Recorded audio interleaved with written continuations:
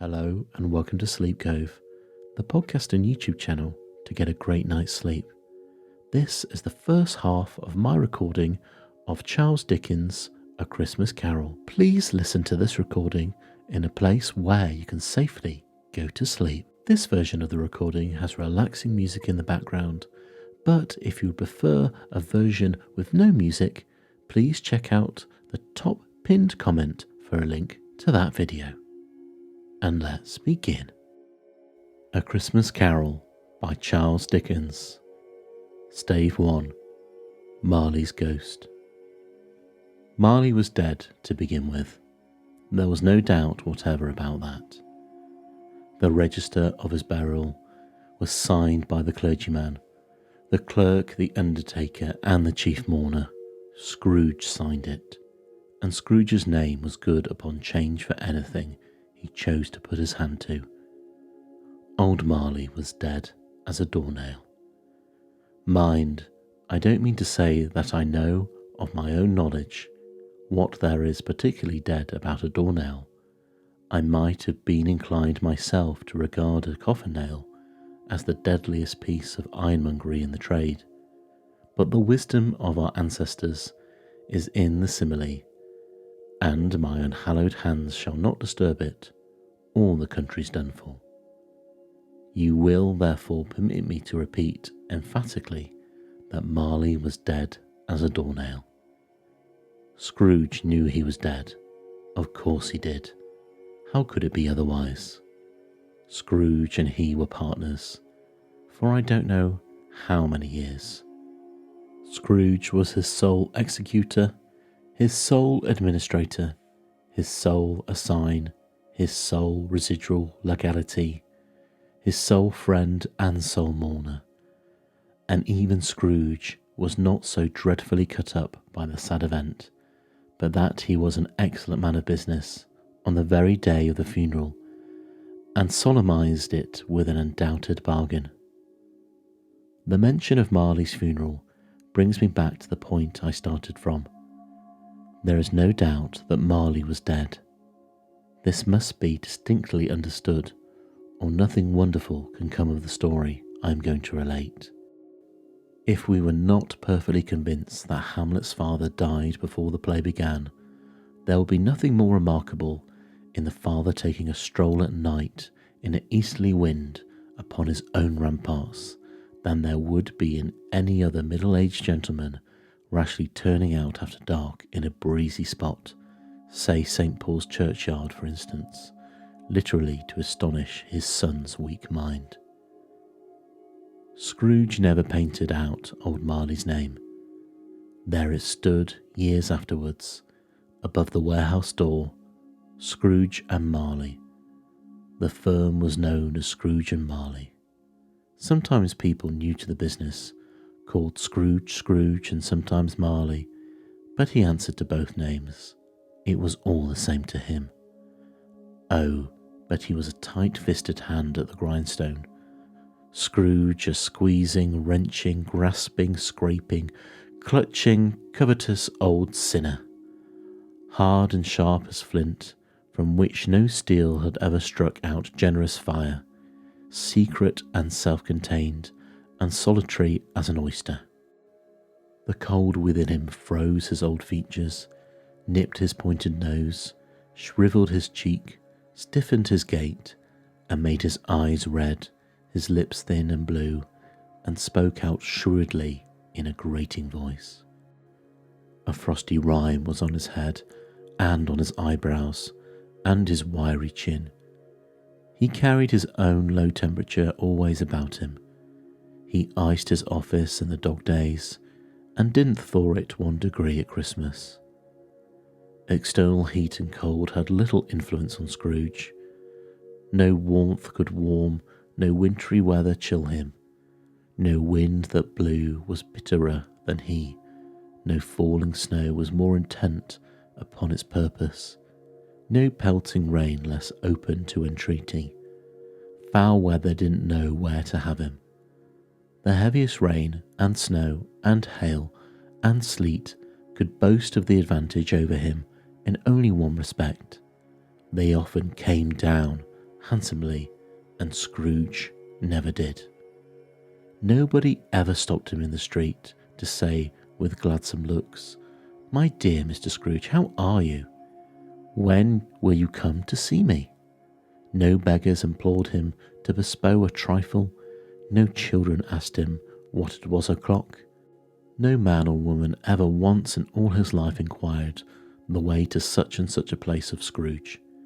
Even the blind men's dogs appeared to know him, and when they saw him coming, would tug on their owners into doorways and up courts, and would wag their tails as though they said, "No eye at all is better than an evil eye, dark master." But what did Scrooge care? It was the very thing he liked, to edge his way along the crowded paths of life, warning all human sympathy to keep its distance, was what the knowing ones call nuts to Scrooge. Once upon a time, of all the good days in the year, on Christmas Eve, old Scrooge sat busy in his counting house. It was cold, bleak, biting weather, foggy withal, and you could hear the people in the court outside go wheezing up and down, beating their hands upon their breasts, and stamping their feet upon the pavement stones to warm them. The city clocks had only just gone 3, but it was quite dark already. It had not been light all day, and candles were flaring in the windows of the neighbouring offices, like ruddy smears upon the palpable brown air. The fog came pouring in at every chink and keyhole, and was so dense without that although the court was of the narrowest, the houses opposite were mere phantoms. To see the dingy cloud come drooping down, obscuring everything, one might have thought that nature lived hard by and was brewing on a large scale. The door of Scrooge's counting house was open, that he might keep his eye upon his clerk, who in a dismal little cell beyond, a sort of tank, was copying letters. Scrooge had a very small fire, but the clerk's fire was so very much smaller that it looked like one coal. But he couldn't replenish it, for Scrooge kept the coal box in his own room, and so surely as the clerk came in with the shovel, the master predicted that it would be necessary for them to part. Wherefore the clerk put on his white comforter and tried to warm himself at the candle, in which effort, not being a man of strong imagination, he failed. "A Merry Christmas, Uncle! God save you!" cried a cheerful voice.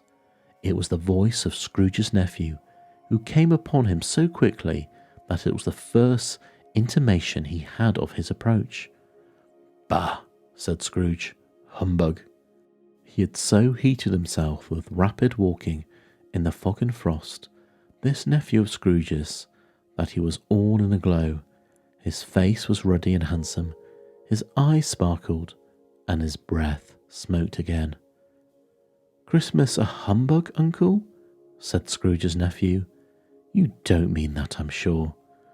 "I do," said Scrooge. "Merry Christmas. What right have you to be merry? What reason have you to be merry? You're poor enough." "Come then," returned the nephew gaily. "What right you have to be dismal? What reason have you to be morose? You're rich enough." Scrooge, having no better answer ready at the spur of the moment, said, "Bah!" again, and followed it with humbug. "Don't be cross," said the nephew. "What else can I be?" returned the uncle, "when I live in such a world of fools as this? Merry Christmas. Out upon Merry Christmas. What's Christmas time to you but a time for paying bills without money, a time for finding yourself a year older and not an hour richer, a time for balancing your books and having every item in 'em through a round dozen of months presented dead against you? If I could work my will," said Scrooge indignantly, "every idiot who goes about with Merry Christmas on his lips should be boiled with his own pudding and buried with a stake of holly through his heart, he should." "Uncle," pleaded the nephew. "Nephew," returned the uncle sternly, "keep Christmas in your own way, and let me keep it in mine." "Keep it?" repeated Scrooge's nephew. "But you don't keep it." "Let me leave it alone then," said Scrooge. "Much good may it do to you. Much good has it ever done to you." "There are many things from which I might have derived good, by which I have not profited, I dare say," returned the nephew. "Christmas among the rest, but I am sure I have always thought of Christmas time, when it has come round, apart from the veneration due to its sacred name and origin. If anything belonging to it can be apart from that, as a good time, a kind, forgiving, charitable, pleasant time, the only time I know of in the long calendar of the year, when men and women seem by one constant to open their shut-up hearts freely and to think of people below them as if they were really fellow passengers to their grave, and not another race of creatures bound on other journeys. And therefore, uncle, though it has never put a scrap of gold or silver in my pocket, I believe that it has done me good, and it will do me good, and I say God bless it." The clerk in the tank involuntarily applauded, becoming immediately sensible to the impropriety. He poked the fire and extinguished the last frail spark forever. "Let me hear another sound from you," said Scrooge, "and you'll keep your Christmas by losing your situation. You're quite a powerful speaker, sir," he added, turning to his nephew. "I wonder you don't go into Parliament." "Don't be angry, uncle. Come, dine with us tomorrow." Scrooge said that he would see him. Yes, indeed he did. He went the whole length of the expression and said that he would see him in that extremity first. "But why?" cried Scrooge's nephew. "Why?" "Why did you get married?" said Scrooge. "Because I fell in love." "Because you fell in love," growled Scrooge, as if that were the only thing in the world more ridiculous than a Merry Christmas. "Good afternoon." "Nay, uncle, but you never came to see me before that happened. Why give it as a reason for not coming now?" "Good afternoon," said Scrooge. "I want nothing from you. I ask nothing of you. Why cannot we be friends?" "Good afternoon," said Scrooge. "I am sorry with all my heart to find you so resolute. We have never had a quarrel to which I have been a party, but I have made the trial and homage to Christmas, and I'll keep my Christmas humour to the last. So a Merry Christmas, uncle." "Good afternoon," said Scrooge. "And a Happy New Year." "Good afternoon," said Scrooge. His nephew left the room without an angry word, notwithstanding. He stopped at the outer door to bestow the greetings of the season on the clerk, who, cold as he was warmer than Scrooge, for he returned them cordially. "There's another fellow," muttered Scrooge, who overheard him. "My clerk with 15 shillings a week, and a wife and a family talking about a Merry Christmas. I'll retire to Bedlam." This lunatic, in letting Scrooge's nephew out, had let 2 other people in. They were portly gentlemen, pleasant to behold, and now stood with their hats off in Scrooge's office. They had books and papers in their hands and bowed to him. "Scrooge and Marley's, I believe," said one of the gentlemen, referring to his list. "Have I the pleasure of addressing Mr. Scrooge or Mr. Marley?" "Mr. Marley has been dead these 7 years," Scrooge replied. "He died 7 years ago this very night." "We have no doubt that his liberality is well presented by his surviving partner," said the gentleman, presenting his credentials. It certainly was, for they had been 2 kindred spirits. At their ominous word liberality, Scrooge frowned and shook his head and handed the credentials back. "At this festive season of the year, Mr. Scrooge," said the gentleman, taking up a pen, "it is more than usual desirable that we should make some slight provision for the poor and destitute, who suffer greatly at the present time. Many thousands are in want of common necessities. Hundreds of thousands are in want of common comfort, sir. Are there no prisons? Asked Scrooge.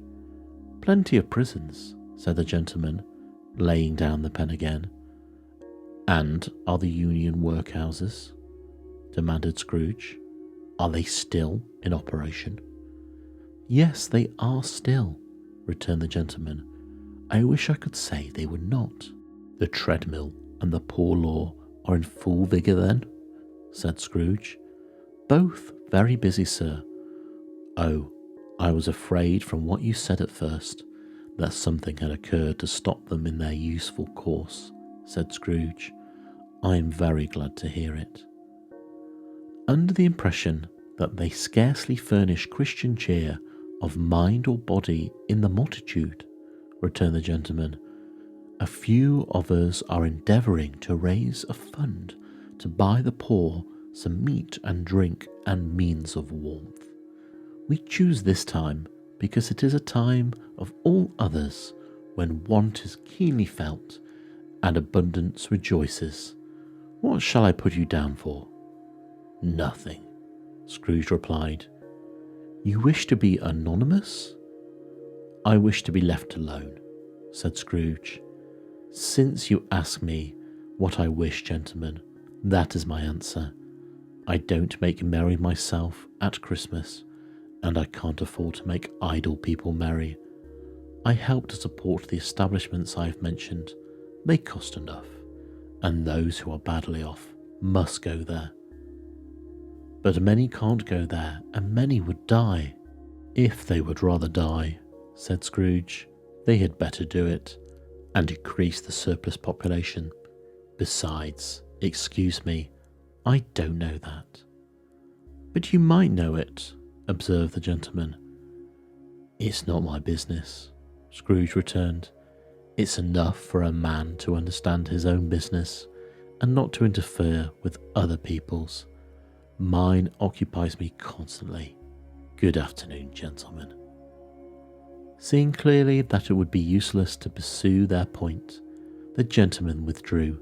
Scrooge resumed his labours with an improved opinion of himself, and in a more facetious temper that was usual with him. Meanwhile the fog and darkness thickened so that people ran about with flaring links, proffering their services to go before horses and carriages and conduct them on their way. The ancient tower of a church, whose gruff old bell was always peeping slyly down at Scrooge, out of a Gothic window in the wall, became invisible and struck the hours and quarters in the clouds, with tremulous vibrations afterwards, as if its teeth were chattering in its frozen head up there. The cold became intense. In the main street, at the corner of the court, some labourers were repairing the gas pipes, and had lighted a great fire in a brazier, round with a party of ragged men and boys were gathered, warming their hands and winking their eyes before the blaze in rapture. The water plug, being left in solitude, its overflowing suddenly congealed and turned to misanthropic ice.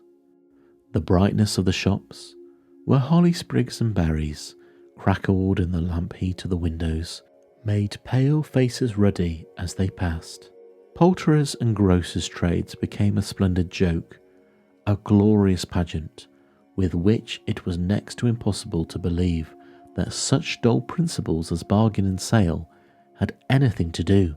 The Lord Mayor, in the stronghold of the mighty mansion house, gave orders to his 50 cooks and butlers to keep Christmas as a Lord Mayor's household should, and even the little tailor, whom he had fined 5 shillings on the previous Monday for being drunk and bloodthirsty in the streets, stirred up tomorrow's pudding in his garret, while his lean wife and the baby sallied round out to buy the beef. Foggier yet and colder, piercing, searching, biting cold, if the good St. Dunstan had but nipped the evil spirit's nose with a touch of such weather as that, instead of using his familiar weapons, then indeed he would have roared to lusty purpose.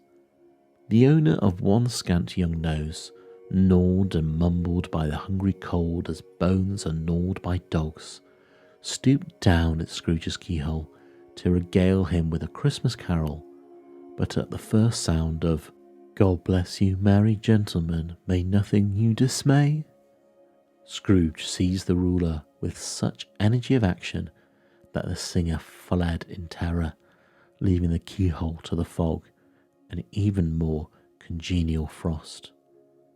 At length the hour of shutting up the counting house arrived. With an ill-will, Scrooge dismounted from his stool and tactily admitted the fact to the expectant clerk in the tank, who instantly snuffed his candle out and put on his hat. "You'll want all day tomorrow, I suppose," said Scrooge. "If quite convenient, sir." "It's not convenient," said Scrooge, "and it's not fair. If I was to stop £0.50 for you, you'll think yourself ill-used, I'll be bound." The clerk smiled faintly. "And yet," said Scrooge, "you don't think me ill-used when I pay a day's wages for no work." The clerk observed that it was merely once a year. "A poor excuse for picking a man's pocket every 25th of December," said Scrooge, buttoning his greatcoat to the chin. "But I suppose you must have the whole day. Be here all the earlier next morning." The clerk promised that he would, and Scrooge walked past out with a growl. The office was closed in a twinkling, and the clerk, with the long ends of his white comforter dangling below his waist, for he boasted no greatcoat, went down a slide on Cornwall at the end of a lane of boys 20 times in honour of its being Christmas Eve, and then ran home to Camden Town as hard as he could to play at Blindman's Buff. Scrooge took his melancholy dinner in his usual melancholy tavern, and having read all the newspapers and beguiled the rest of the evening with his banker's book, went home to bed. He lived in chambers which had once belonged to his deceased partner. They were a gloomy suite of rooms, in a lowering pile of building up a yard, where it had so little business to be, that one could scarcely help fancying it must have run there when it was a young house, playing at hide-and-seek with other houses, and have forgotten the way out again. It was old enough now, and dreary enough, for nobody lived in it but Scrooge, the other rooms being all let out as offices. The yard was so dark that even Scrooge, who knew its every stone, was fain to grope with his hands. The fog and frost so hung about the black old gateway of the house that it seemed as if the genius of the weather sat in mournful meditation on the threshold. Now it is a fact that there was nothing at all particular about the knock on the door, except that it was very large. It is also a fact that Scrooge had seen it night and morning during his whole residence in that place. Also that Scrooge had as little of what is called fancy about him as any man in the city of London, even including, which is a bold word, the corporation, aldermen, and livery. Let it also be borne in mind that Scrooge had not bestowed one thought on Marley since his last mention of his 7 years dead partner that afternoon. And then let any man explain to me, if he can, how it happened that Scrooge, having his key in the lock of the door, saw in the knocker, without its undergoing any intermediate process of change, not a knocker, but Marley's face. Marley's face. It was not in impenetrable shadow, as the other objects in the yards were, but had a dismal light about it, like a bad lobster in a dark cellar. It was not angry or ferocious, but looked at Scrooge as Marley used to look, with ghostly spectacles turned up on its ghostly forehead. The hair was curiously stirred, as if by breath of hot air, and though the eyes were wide open, they were perfectly motionless.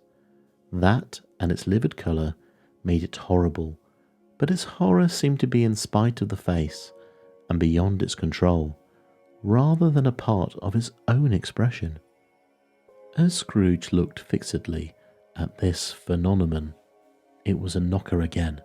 To say that he was not startled, or that his blood was not conscious of a terrible sensation to which he had been a stranger from infancy, would be untrue.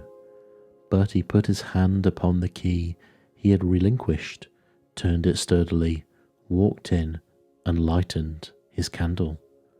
He did pause with a moment's irresolution before he shut the door, and he did look cautiously behind it first, as if he half expected to be terrified with the sight of Marley's pigtail sticking out into the hall. But there was nothing on the back of the door except the screws and the nuts that held the knocker on, so he said "Pooh, pooh," and he closed it with a bang. The sound resounded through the house like thunder. Every room above and every cask in the wine merchant's cellars below appeared to have a separate peal of echoes of its own. Scrooge was not a man to be frightened by echoes.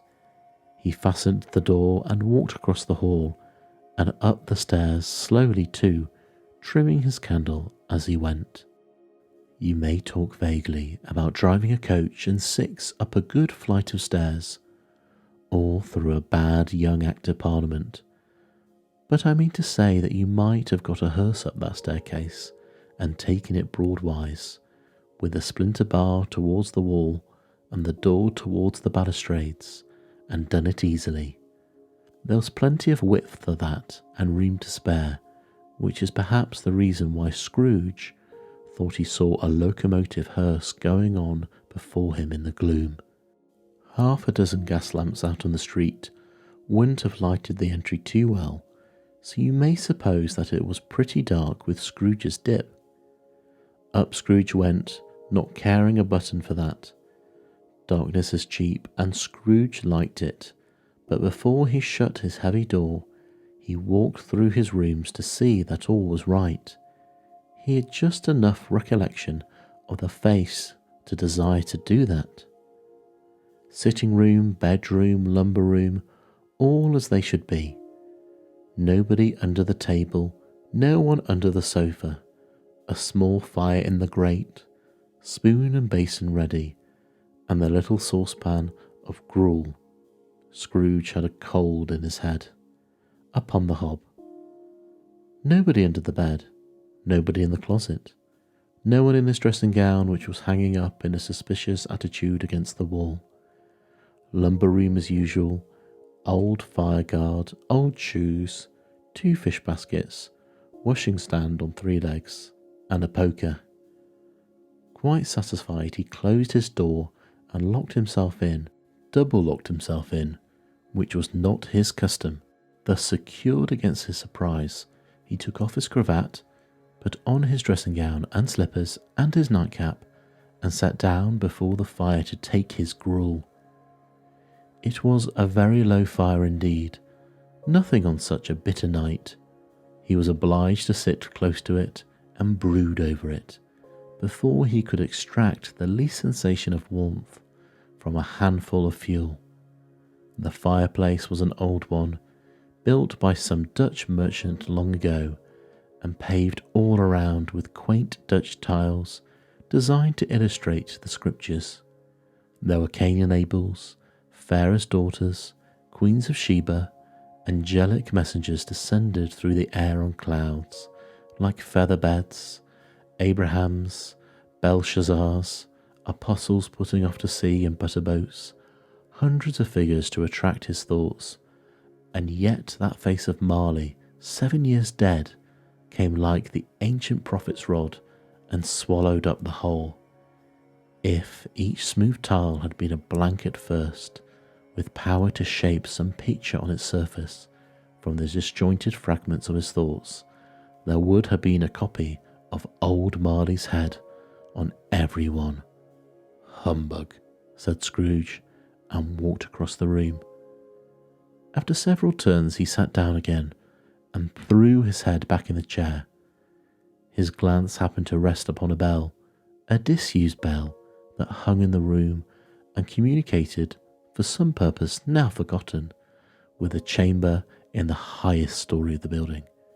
It was with great astonishment and with a strange, inexplicable dread that as he looked he saw the spell begin to swing. It swung so softly in the outset that it scarcely made a sound, but it soon rang out loudly, and so did every bell in the house. This might have lasted half a minute or a minute, but it seemed an hour. The bells ceased, as they had begun, together.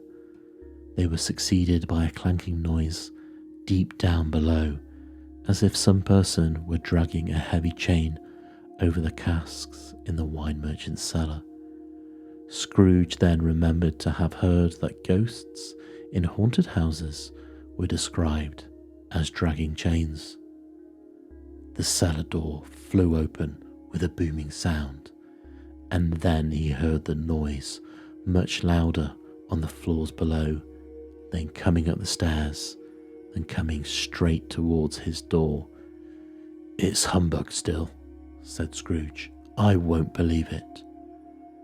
His colour changed though, when, without a pause, it came on through the heavy door and passed into the room before his eyes.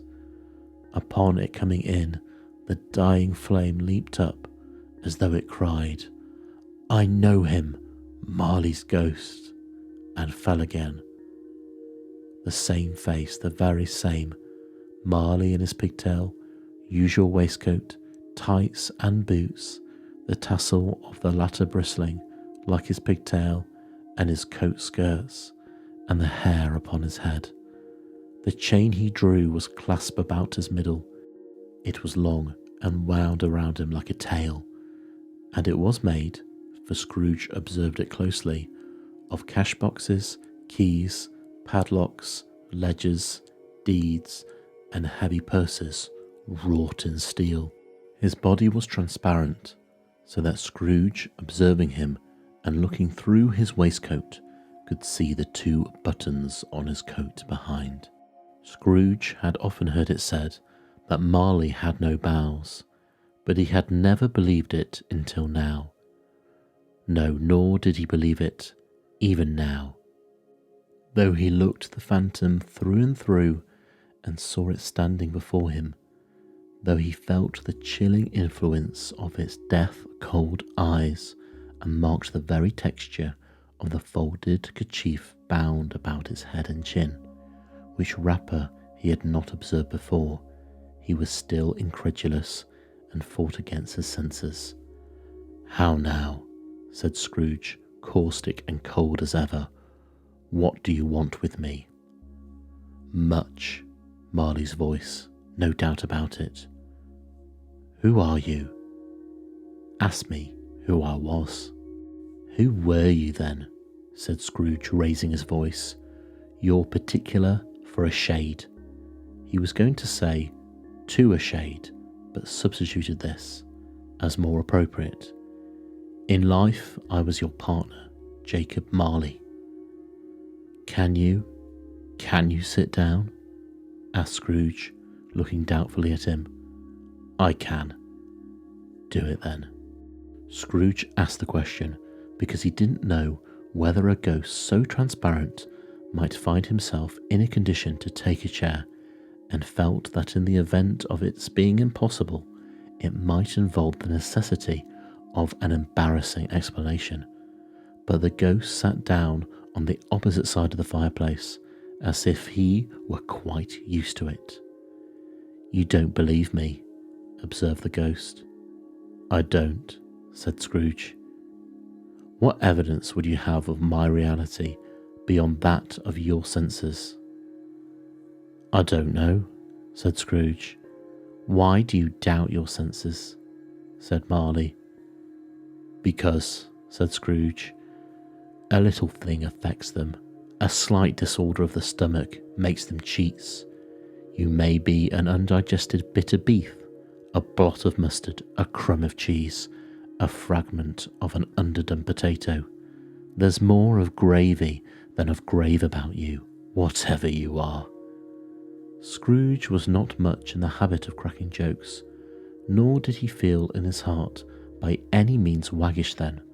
The truth is that he tried to be smart, as a means of distracting his own attention and keeping down his terror, for the spectre's voice disturbed the very marrow in his bones. To sit staring at those fixed glazed eyes in silence for a moment would play. Scrooge felt the very juice with him. There was something very awful too in the spectre's being provided with an infernal atmosphere of its own. Scrooge could not feel it himself, but this was very clearly the case, for though the ghost sat perfectly motionless, its hair and skirts and tassels were still agitated as by the hot vapour from an oven. "You see this toothpick?" said Scrooge, returning quickly to the charge, for the reason just assigned and wishing, though it was not only for a second, to divert the vision's stony gaze from himself. "I do," replied the ghost. "You are not looking at it," said Scrooge. "But I see it," said the ghost, notwithstanding. "Well," returned Scrooge, "I have but to swallow this, and be for the rest of my days persecuted by a legion of goblins, all of my own creation. Humbug, I tell you, humbug. And why would they come to me?" "It is required of every man," the ghost returned, "that the spirit within him should walk abroad among his fellow men and travel far and wide, and if the spirit goes not forth in life, it is condemned to do so after death. It is doomed to wander through the world. Oh, woe is me, and witness what it cannot share, but might have shared on earth, and turn to happiness." Again the spectre raised a cry, and shook its chain, and wrung its shadowy hands. "You are fettered," said Scrooge, trembling. "Tell me why." "I wear the chain I forged in life," replied the ghost. "I made it link by link, and yard by yard. I girded it on of my own free will, and of my own free will I wore it. It is a pattern strange to you?" Scrooge trembled more and more. "Or would you know," pursued the ghost, "the weight and length of the strong coil you bear yourself? It was full as heavy as long as this, 7 Christmas Eves ago. You have laboured on it since. It is a ponderous chain." Scrooge glanced about him on the floor, in the expectation of finding himself surrounded by 50 or 60 fathoms of iron cable, but he could see nothing. "Jacob," he said imploringly, "oh, Jacob Marley, tell me more. Speak comfort to me, Jacob." "I have none to give," the ghost replied. "It comes from other regions, Ebenezer Scrooge. It is conveyed by other ministers to other kinds of men. Nor can I tell you what I would. A very little more is all permitted to me. I cannot rest, I cannot stay, I cannot linger anywhere. My spirit never walked beyond our counting house, mark me. In life my spirit never roved beyond the narrow limits of our money-changing hole, and weary's journeys lie before me." It was a habit with Scrooge, whenever he became thoughtful, to put his hands in his breeches pockets, pondering on what the ghost had said. He did so now, but without lifting his eyes or getting off his knees. "You must have been very slow about it, Jacob," Scrooge observed, in a business-like manner, through the humility of difference. "Slow," the ghost repeated. 7 years dead," mused Scrooge, "and travelling all the time." "The whole time," said the ghost. "No rest, no peace, incessant torture of remorse." "You travel fast," said Scrooge. "On the wings of the wind," replied the ghost. "You might have got over a great quantity of ground in 7 years," said Scrooge. The ghost, on hearing this, set up another cry, and clanked its chain so hideously in the dead silence of the night that the ward could have been justified in indicting it for a nuisance. "Oh, captive bound and double-ironed," cried the phantom. "Not to know that ages of incessant labour by immortal creatures for this earth must pass into eternity before the good of which it is susceptible is all developed. Not to know that any Christian spirit working kindly in its little sphere, whatever it might be, will find its mortal life too short for its vast means of usefulness. Not to know that no space of regret can make amends for one life's opportunity misused. Yet such was I. Oh, such was I." "But you were always a good man of business, Jacob," faltered Scrooge, who now began to imply this to himself. "Business," cried the ghost, wringing its hands again. "Mankind was my business. The common welfare was my business. Charity, mercy, forbearance, and benevolence were all my business. The dealings of my trade were but a drop of water in the comprehensive ocean of my business." It held up its chain at arm's length, as if that was the cause of all its availing grief, and flung it heavily upon the ground again. "At this time of the rolling year," the spectre said, "I suffer most. Why did I walk through the crowds of fellow beings with my eyes turned down and never raise them to that blessed star which led the wise men to a poor abode? Were there no poor homes to which its light would have conducted me?" Scrooge was very dismayed to hear the spectre going on at this rate, and began to quake exceedingly. "Hear me," cried the ghost. "My time is nearly gone." "I will," said Scrooge, "but don't be hard upon me. Don't be flowery, Jacob, pray. How is it that I appear before you in a shape that you can see? I may not tell you. I have sat invisible beside you many and many a day. Is that the chance and hope you mentioned, Jacob?" he demanded in a faltering voice. "It is." I think I'd rather not," said Scrooge. "Without their visits," said the ghost, "you cannot hope to shun the path I tread. Expect the first tomorrow, and when the bell tolls, 1. "Couldn't I take them all at once and have it over, Jacob?" hinted Scrooge. "Expect the second on the next night at the same hour, the third upon the next night when the last stroke of 12 has ceased to vibrate. Look to see me no more, and look that, for your own sake, you remember what has passed between us."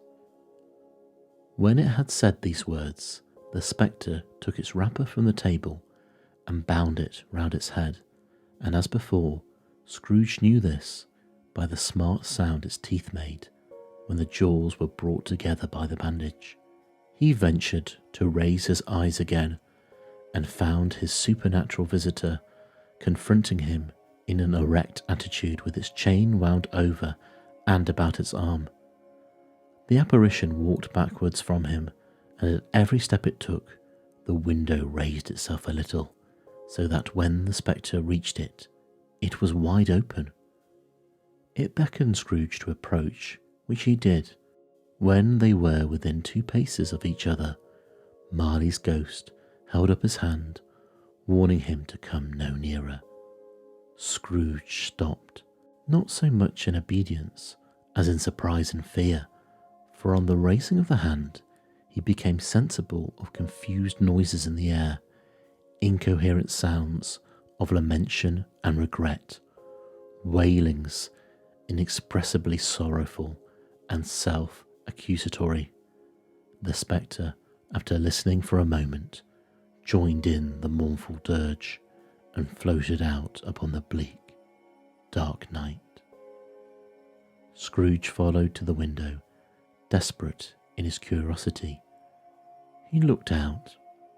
The air filled with phantoms, wandering hither and thither in restless haste and moaning as they went. Every one of them wore chains like Marley's ghosts. Some few, they might be guilty governments, were linked together, None were free. Many had been personally known to Scrooge in their lives. He was quite familiar with one old ghost in a white waistcoat with a monstrous iron safe attached to its ankle, who cried piteously at being unable to assist a wretched woman with an infant, whom it saw below upon a doorstep. The misery with them all was, clearly, that they sought to interfere for good in human matters, and had lost the power forever. Whether these creatures faded into mist, or mist enshrouded them, he could not tell, but they and their spirit voices faded together, and the night became as it had been when he walked home. Scrooge closed the window and examined the door by which the ghost had entered. It was double locked, as he had locked it with his own hands, and the bolts were undisturbed. He tried to say humbug, but stopped at the first syllable, and being from the emotion he had undergone, or the fatigues of the day, or his glimpse of the invisible world, or the dull conversation of the ghost, or the lateness of the hour, much in need of repose, went straight to bed without undressing, and fell asleep upon the instant. Stave 2. The first of 3 spirits. When Scrooge awoke, it was so dark that looking out of the bed, he could scarcely distinguish the transparent window from the opaque walls of his chamber. He was endeavouring to pierce the darkness with his ferret eyes when the chimes of a neighbouring church struck the 4 quarters. So he listened for the hour. To his great astonishment, the heavy bell went on from 6 to 7, and then from 7 to 8, and regularly up to 12, then stopped. 12. It was past 2 when he went to bed. The clock was wrong. An icicle must have got into the works. 12. He touched the spring of his repeater to correct the most preposterous clock. Its rapid little pulse beat 12 and stopped. "Why isn't it possible," said Scrooge, "that I can't have slept through the whole day and far into another night? It isn't possible that anything has happened to the sun, and this is 12 at noon."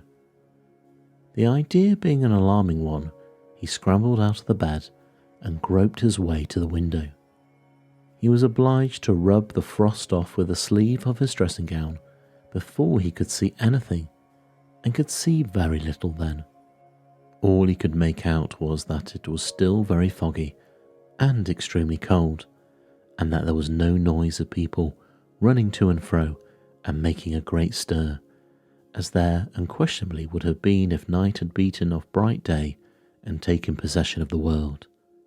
This was a great relief, because 3 days after sight of this first exchange, pay to Mr. Ebenezer Scrooge of his order, and so forth, would have been a mere United States security if there were no days to count by. Scrooge went to bed again, and thought and thought and thought it was over and over and over, and could make nothing of it. The more he thought, the more perplexed he was, and the more he endeavoured not to think, the more he thought. Marley's ghost bothered him exceedingly. Every time he resolved within himself, after mature inquiry, that it was all a dream, his mind flew back again, like a strong spring released, to its first position, and presented the same problem to be worked all through. Was it a dream or not? Scrooge lay in this state until the chime had gone 3/4 more, when he remembered, on a sudden, that the ghost had warned him of a visitation when the bell tolled 1. He resolved to lie awake until the hour was past, and considering that he could do no more to sleep than to go to heaven, this was perhaps the wisest resolution in his power. The quarter was so long that he was more than once convinced he must have sunk into a doze unconsciously and missed the clock. At length it broke upon his listening ear. Ding dong. 1/4 past, said Scrooge, counting. Ding dong. 1/2 past. said Scrooge. Ding dong. 1:15, said Scrooge. Ding dong. The hour itself, said Scrooge triumphantly, and nothing else. He spoke before the hour bell sounded, which it did with a deep, dull, hollow, melancholy one. Light flashed up into the room upon the instant. The curtains of his bed were drawn aside, and Scrooge, starting up into a half-recumbent attitude, found himself face to face with the unearthly visitor who drew them, as close to it as I am to you now, and I am standing in the spirit at your elbow. It was a strange figure, like a child, yet not so like a child, as like an old man, viewed through some supernatural medium, which gave him the appearance of having receded from the view, and being diminished to a child's proportions. Its hair, which hung about its neck and down its back, was white as if with age, and yet the face had not a wrinkle in it, and the tenderest bloom was on the skin. The arms were very long and muscular, the hands the same, as if its hold were of uncommon strength. Its legs and feet were most delicately formed, like those upper members bare. It wore a tunic of the purest white, and round its waist was bound a lustrous belt, the sheen of which was beautiful. It held a branch of fresh green holly in its hand, and, in singular contradiction of that wintry emblem, its dress trimmed with summer flowers. But the strangest thing about it was that from the crown of its head there sprung a bright clear jet of light, by which all this was visible, and which was doubtless the occasion of its using, in its duller moments, a great extinguisher for a cap, which it now held under its arm. Even this, though, when Scrooge looked at it with increasing steadiness, was not its strangest quality, for as its belt sparkled and glittered now in one part and now in another, and what was light one instant at another time was dark, so the figure itself fluctuated in its distinctiveness, being now a thing with one arm, now with one leg, now with 20 legs, now with a pair of legs without a head, now a head without a body, of which dissolving parts no outline would be visible in the dense gloom wherein they melted away. And in the very wonder of this, it would be itself again distinct and clear as ever. "Are you the spirit, sir, whose coming was foretold to me?" asked Scrooge. "I am." The voice was soft and gentle, singularly low, as if instead of being so close beside him, it were at a distance. "Who and what are you?" Scrooge demanded. "I am the ghost of Christmas past." "Long past?" inquired Scrooge, observant of its dwarfish stature. "No, your past." Perhaps Scrooge could not have told anybody why, if anybody could have asked him, but he had a special desire to see the spirit in his cap, and begged him to be covered. "What?" exclaimed the ghost.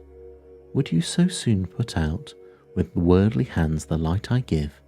It is not enough that you are one of those whose passions made this cap, and forced me through whole trains of years to wear it low upon my brow." Scrooge reverently disclaimed all intention to offend, or any knowledge of having wilfully bonneted the spirit at any period of his life. He then made bold to inquire what business brought him here. "Your welfare," said the ghost. Scrooge expressed himself much obliged, but could not help thinking that a night of unbroken rest would have been more conducive to that end. The spirit must have heard him thinking, for it said immediately, "Your reclamation, then. Take heed." It put out its strong hand as it spoke, and clasped him gently by the arm. "Rise up and walk with me." It would have been in vain for Scrooge to plead that the weather and the hour was not adapted to pedestrian purposes, that the bed was warm and the thermometer a long way below freezing, that he was clad but lightly in his slippers, dressing gown and nightcap, and that he had a cold upon him at that time. The grasp, though gentle as a woman's hand, was not to be resisted. He rose, but finding that the spirit made towards the window, clasped his robe in supplication. "I am immortal," Scrooge remonstrated, "and liable to fall." "Bear but a touch of my hand there," said the spirit, laying it upon his heart, "and you shall be upheld in more than this." As the words were spoken, they passed through the wall and stood upon an open country road, with fields on either hand. The city entirely vanished. Not a vestige of it was to be seen. The darkness and the mist had vanished with it, for it was a clear, cold winter day, with snow upon the ground. "Good heaven," said Scrooge, clasping his hands together as he looked about him. "I was bred in this place. I was a boy here." The spirit gazed upon him mildly. Its gentle touch, though it had been light and instantaneous, appeared still present to the old man's sense of feeling. He was conscious of 1,000 odours floating in the air, each one connected with 1,000 thoughts and hopes and joys and cares long, long forgotten. "Your lip is trembling," said the ghost, "and what is that upon your cheek?" Scrooge muttered, with an unusual catching in his voice, that it was a pimple, and begged the ghost to lead him where he would. "You recollect the way?" inquired the spirit. "Remember it," cried Scrooge with fervour. "I could walk it blindfold." "Strange to have forgotten it for so many years," observed the ghost. "Let us go on." They walked along the road, Scrooge recognising every gate and post and tree, until a little market town appeared in the distance, with its bridge, its church, and winding river. Some shaggy ponies now were seen trotting towards them, with boys upon their backs, who called to other boys in country gigs and carts, driven by farmers. All these boys were in great spirits, and shouted to each other, until the broad fields were so full of merry music, that the crisp air laughed to hear it. "These are but shadows of things that have been," said the ghost. "They have no consciousness of us." The travellers came on, and as they came, Scrooge knew and named every one. Why he so rejoiced beyond all bounds to see them. Why did his cold eye glisten and his heart leap up as they went past? Why was he filled with gladness when he heard them give each other Merry Christmas as they parted at crossroads and byways for their several homes? What was Merry Christmas to Scrooge? Out upon Merry Christmas. What good had it ever done to him? "The school is not quite deserted," said the ghost. "A solitary child, neglected by his friends, is left there still." Scrooge said he knew it, and sobbed. They left the high road by a well-remembered lane, and soon approached a mansion of dull red brick, with a little weathercock surmounted cupola on the roof, and a bell hanging in it. It was a large house, but one of the broken fortunes, for the spacious offices were little used, their walls were damp and mossy, their windows broken, and their gates decayed. Fowls clucked and strutted in the stables, and the coach houses and sheds were run over with grass. Nor was it more attentive of its ancient state within, for entering the dreary hall and glancing through the open doors of many rooms, they found them poorly furnished, cold and vast. There was an earthly savour in the air, a chilly bareness in the place, which associated itself somehow with too much getting up by candlelight and not too much to eat. They went, the ghost and Scrooge, across the hall to a door at the back of the house. It opened before them and disclosed a long, bare, melancholy room made barer still by lines of plain deal forms and desks. At one of these a lonely boy was reading near a feeble fire, and Scrooge sat down upon a form and wept to see his poor forgotten self as he used to be. Not a latent echo in the house, not a squeak and scuffle, from the mouse behind the panelling, not a drip from the half-thawed waterspout in the dull yard behind, not a sigh among the leafless boughs of one despondent poplar, not the idle swinging of an empty storehouse door, no, not a clicking in the fire, but fell upon the heart of Scrooge with a softening influence and gave a freer passage to his tears. The spirit touched him on the arm and pointed to his younger self, intent upon his reading. Suddenly a man in foreign garments, wonderfully real and distinct to look at, stood outside the window with an axe struck in his belt and leading by the bridle an ass laden with wood. "Why, it's Ali Baba!" Scrooge exclaimed in ecstasy. "It's dear old honest Ali Baba. Yes, yes, I know. One Christmas time, when yonder solitary child was left here all alone, he did come, for the first time, just like that. Poor boy. And Valentine," said Scrooge, "and his wild brother Orson. There you go. And what's his name?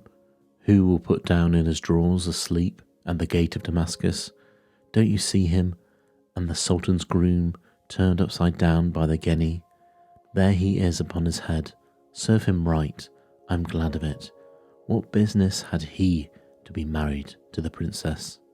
To hear Scrooge expending all the earnestness of his nature on subjects in the most extraordinary voice between laughing and crying, and to see his heightened and excited face, would have been a surprise to his business friends in the city indeed. "There's the parrot," cried Scrooge, green body and yellow tail, with a thing like a lettuce growing out of the top of his head. "There he is. Poor Robin Crusoe, he called him when he came home again after sailing round the island. Poor Robin Crusoe. Where have you been, Robin Crusoe?" The man thought he was dreaming, but he wasn't. It was the parrot, you know.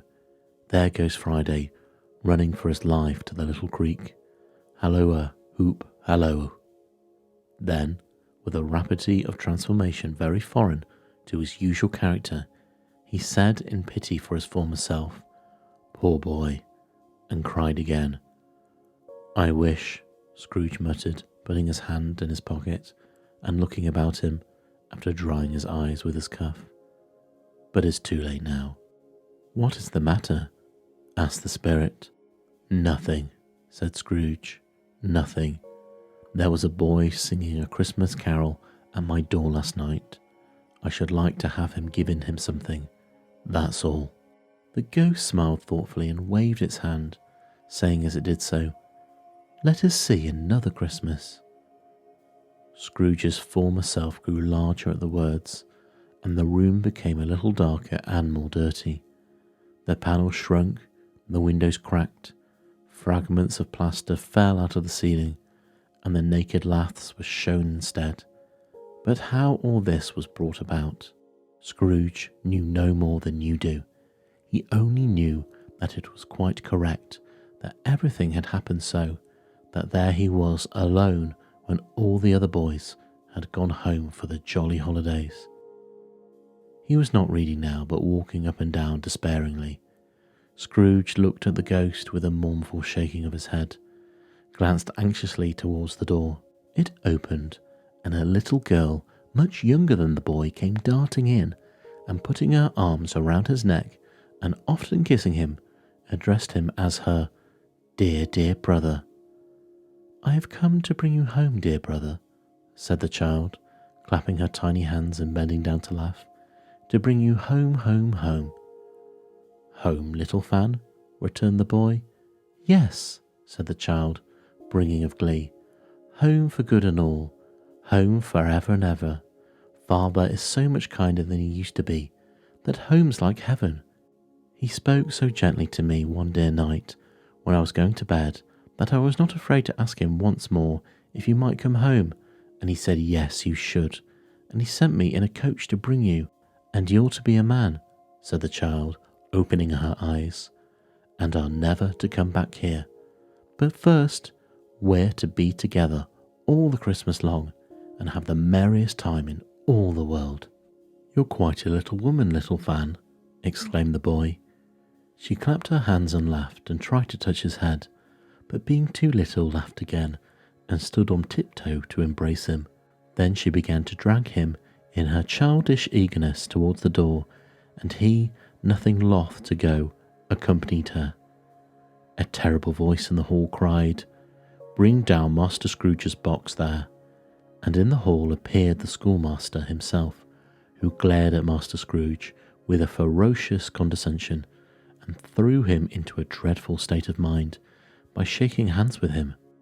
He then conveyed him and his sister into the veriest old well of Shivering Bess parlour that ever was seen, where the maps upon the wall and the celestial and terrestrial globes in the windows were waxy with cold.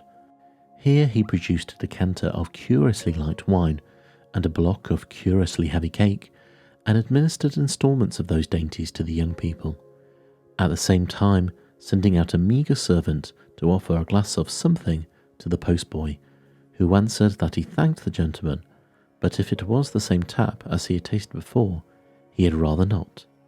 Master Scrooge's trunk being by this time tied onto the top of the chaise, the children bade the schoolmaster good-bye right willingly, and getting into it, drove gaily down the garden sweep, the quick wheels dashing the hoar frost and snow from the dark leaves of the evergreens like spray. "Always a delicate creature, whom a breath might have withered," said the ghost, "but she had a large heart." "So she had," cried Scrooge. "You're right, I will not gainsay it, spirit. God forbid." "She died a woman," said the ghost, "and had, as I think, children?" "One child," Scrooge returned. "True," said the ghost, "your nephew." Scrooge seemed uneasy in his mind, and answered briefly yes. Although they had but the moment left the school behind them, they were now in the busy thoroughfares of a city, where shadowy passengers passed and repassed, where shadowy carts and coaches battled for the way, and all the strife and tumult of a real city were.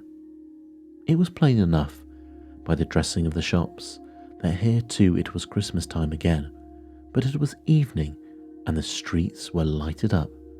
The ghost stopped at a certain warehouse door, and asked Scrooge if he knew it. "Know it?" said Scrooge. "Was I apprenticed here?" They went in. At the sight of an old gentleman in a Welsh wig, sitting behind such a high desk that if he had been 2 inches taller, he must have knocked his head against the ceiling, Scrooge cried in great excitement, "Why, it's old Fezziwig! Bless his heart, it's Fezziwig alive again!" Old Fezziwig laid down his pen and looked up at the clock, which pointed to the hour of 7. He rubbed his hands, adjusted his capacious waistcoat, laughed all over himself, from his shoes to his organ of benevolence, and called out in a comfortable, oily, rich, fat, jovial voice, "Yo-ho there, Ebenezer, Dick!" Scrooge's former self, now grown a young man, came briskly in, accompanied by his fellow prentice. "Dick Wilkins, to be sure," said Scrooge to the ghost. "Bless me, yes, there he is. He was very much attached to me, was Dick. Poor Dick, dear, dear." "Yo-ho-ho, my boys," said Fezziwig. "No more work tonight. Christmas Eve, Dick. Christmas, Ebenezer. Let's have the shutters up," cried old Fezziwig, with a sharp clap of his hands, "before a man can say Jack Robinson." You wouldn't believe how those two fellows went at it. They charged into the street with the shutters. 1, 2, 3, had 'em up in their places. 4, 5, 6, bared 'em and pinned 'em. 7, 8, 9, and came back before you could have got to 12, panting like racehorses. "Hilly-ho!" cried Fezziwig, skipping down from the high desk with wonderful agility. "Clear away, my lads, and let's have a lot of room here. Hilly-ho, Dick, Chirrub, Ebenezer." Clear away. There was nothing that wouldn't have cleared away, or couldn't have cleared away with old Fezziwig looking on. It was done in a minute. Every movable was packed off, as if it were dismissed from public life for evermore. The door was swept and watered, The lamps were trimmed, fuel was heaped upon the fire, and the warehouse was as snug and warm and dry and bright a ballroom as you desire to see upon a winter's night. In came a fiddler with a music book, and went up to the lofty desk and made an orchestra of it, and tuned like 50 stomachaches. In came Mrs. Fezziwig, one vast substantial smile. In came the 3 Miss Fezziwigs, beaming and lovable. In came the 6 young followers whose hearts they broke. In came all the young men and women employed in the business. In came the housemaid with her cousin the baker. In came the cook with her brother's particular friend the milkman. In came the boy from over the way, who was suspected of not having board enough from his master, trying to hide himself behind the girl from next door but one, who was proved to have had her ears pulled by her mistress.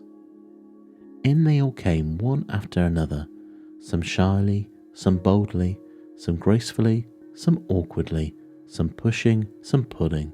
In they all came, anyhow and everyhow.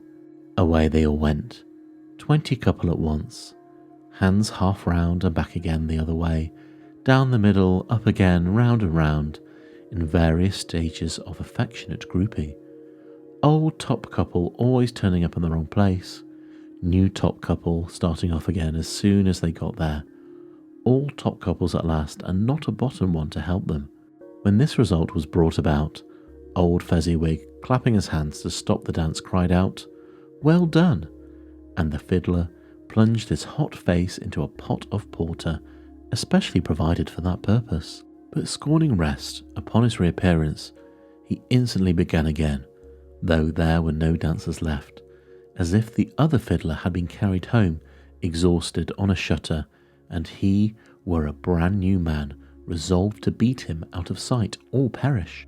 There were more dancers, and there were forfeits, and more dancers, and there was cake, and there was negus, and there was a great piece of cold roast, and there was a great piece of cold boiled, and there were mince pies and plenty of beer.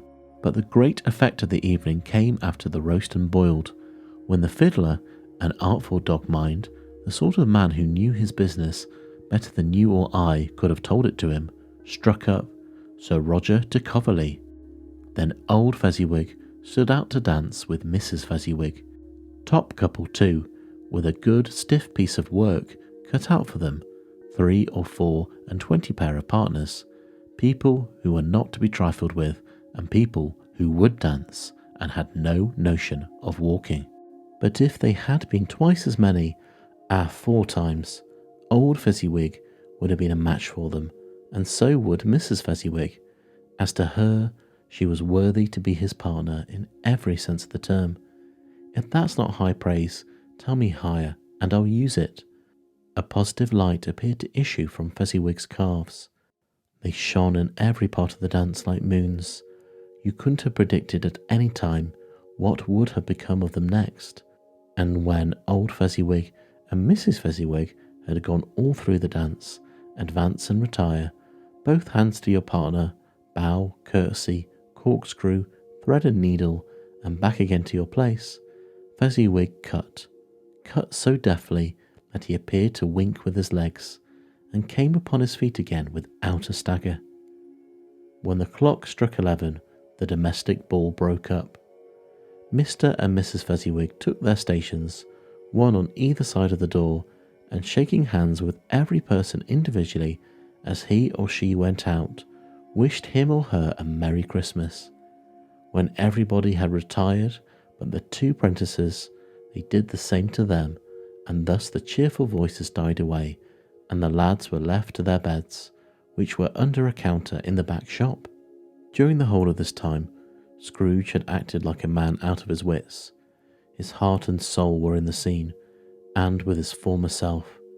He corroborated everything, remembered everything, enjoyed everything, and underwent the strangest agitation. It was not until now, when the bright faces of his former self and Dick were turned from them, and that he remembered the ghost and became conscious that it was looking full upon him, while the light upon its head burnt very clear. "A small matter," said the ghost, "to make these silly fools so full of gratitude." "Small," echoed Scrooge. The spirit signed to him to listen to the two apprentices, who were pouring out their hearts in praise of Fezziwig, and when he had done so said, "Why, it is not. He has spent a few pounds of your mortal money, 3 or more perhaps. Is that so much that he deserves this praise?" "It isn't that," said Scrooge, heated by the remark, and speaking unconsciously, like his former, not his latter self. "It isn't that, spirit. He has the power to render us happy or unhappy, to make our service light or burdensome, a pleasure or a toil. Say that his power lies in words and looks, in things so slight and insignificant that it is impossible to add and count them up. What then? The happiness he gives is quite as great as if it cost a fortune." He felt the spirit's glance and stopped. "What is the matter?" asked the ghost. "Nothing particular," said Scrooge. "Something, I think," the ghost insisted. "No," said Scrooge. "No, I should like to be able to say a word or two to my clerk just now, that's all." His former self turned down the lamps as he gave utterance to the wish, and Scrooge and the ghost stood side by side in the open air. "My time grows short," observed the spirit. "Quick." This was not addressed to Scrooge or to anyone whom he could see, but it produced an immediate effect, for again Scrooge saw himself. He was older now, a man in the prime of his life. His face had not the harsh and rigid lines of later years, but it had begun to wear the signs of care and avarice. There was an eager, greedy, restless motion in the eye which showed the passion that had taken root and where the shadow of the growing tree would fall. He was not alone, but sat by the side of a fair young girl in a morning dress, whose eyes were with tears, which sparkled in the light that shone out of the ghost of Christmas past. "It matters little," she said softly, "to you very little. Another idol has displaced me, and if it can cheer and comfort you in time to come, as I would have tried to, I have no just cause to grieve." "What idol has displaced you?" he rejoined. "A golden one," she said. "This is the even-handed dealing of the world," he said. "There is nothing on which it is so hard as poverty, and there is nothing it professes to condemn with such severity as the pursuit of wealth." "You fear the world too much," she answered gently. "All your other hopes have merged into the hope of being beyond the chance of its sordid reproach. I have seen your nobler aspirations fall off one by one until the master passion gain engrosses you, have I not?" "What then?" he retorted. "Even if I have grown so much wiser, what then? I am not changed towards you." She shook her head. "Am I?" "Our contract is an old one. It was made when we were both poor and content to be so, until in good season we could improve our worldly fortune by our patient industry. You are changed. When it was made you were another man." "I was a boy," he said impatiently. "Your own feelings tell you that you are not what you are," she returned. "I am. That which promised happiness when we were one in heart is fraught with misery now that we are two. How often and how keenly have I thought of this? I will not say. It is enough that I have thought of it and can release you." "Have I ever sought release?" "In words, no, never." "In what then?"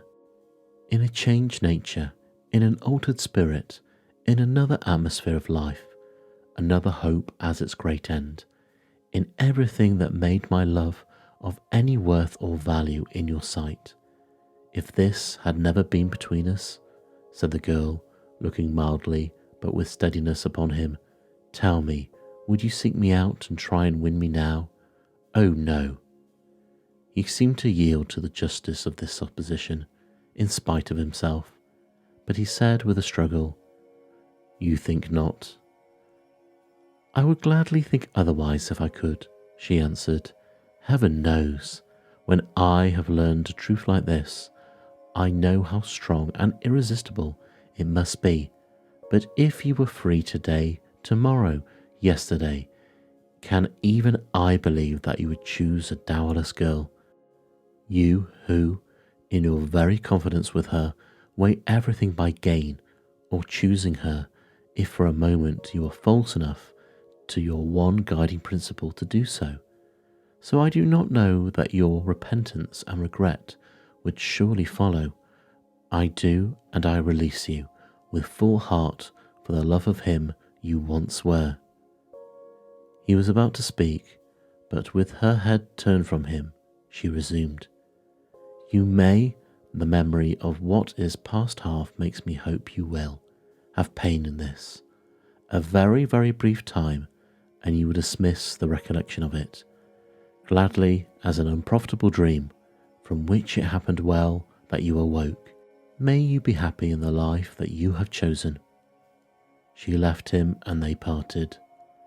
"Spirit," said Scrooge, "show me no more. Conduct me home. Why do you delight to torture me?"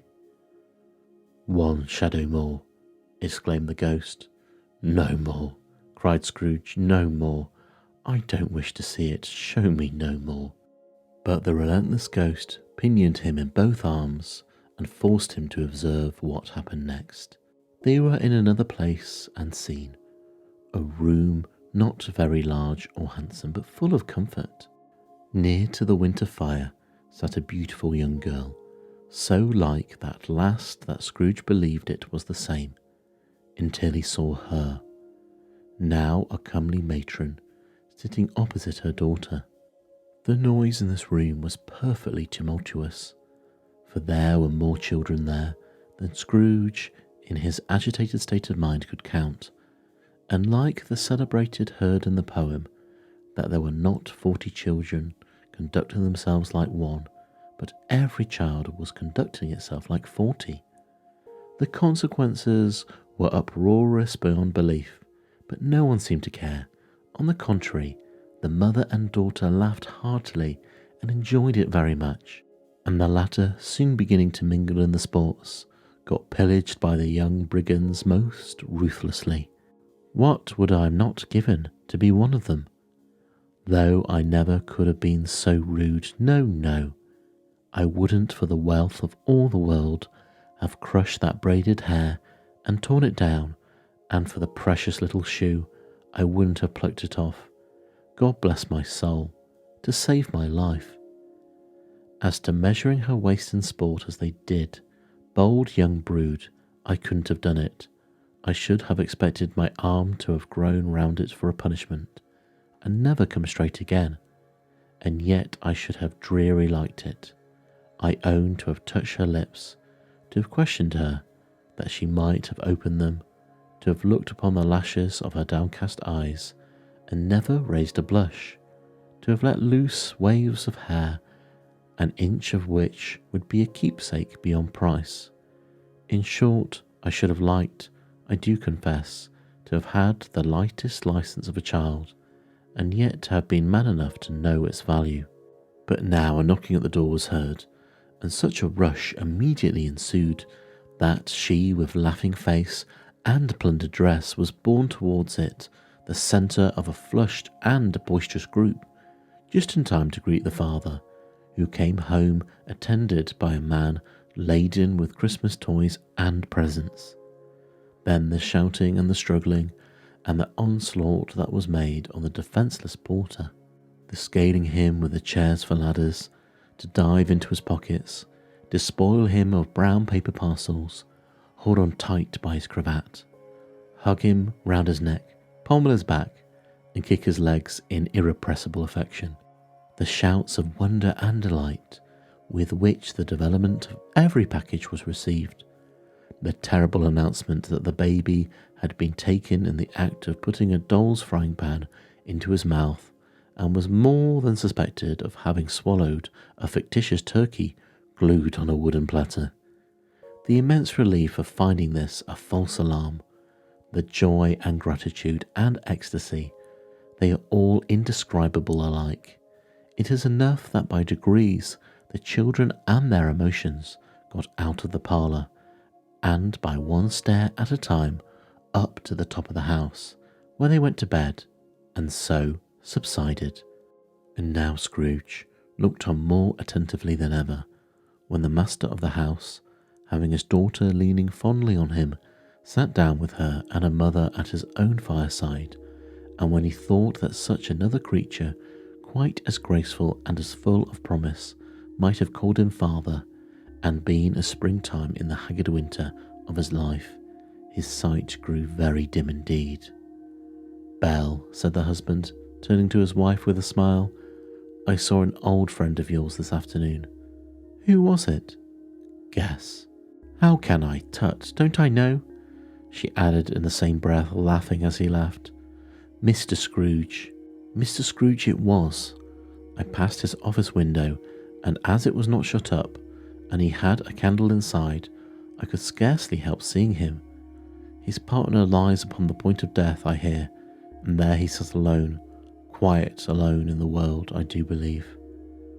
"Spirit," said Scrooge in a broken voice, "remove me from this place."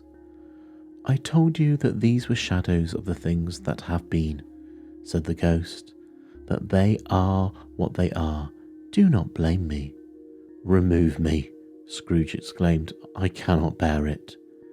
He turned upon the ghost, and seeing that it looked upon him with a face in which in some strange way there were fragments of all the faces it had shown him, wrestled with it.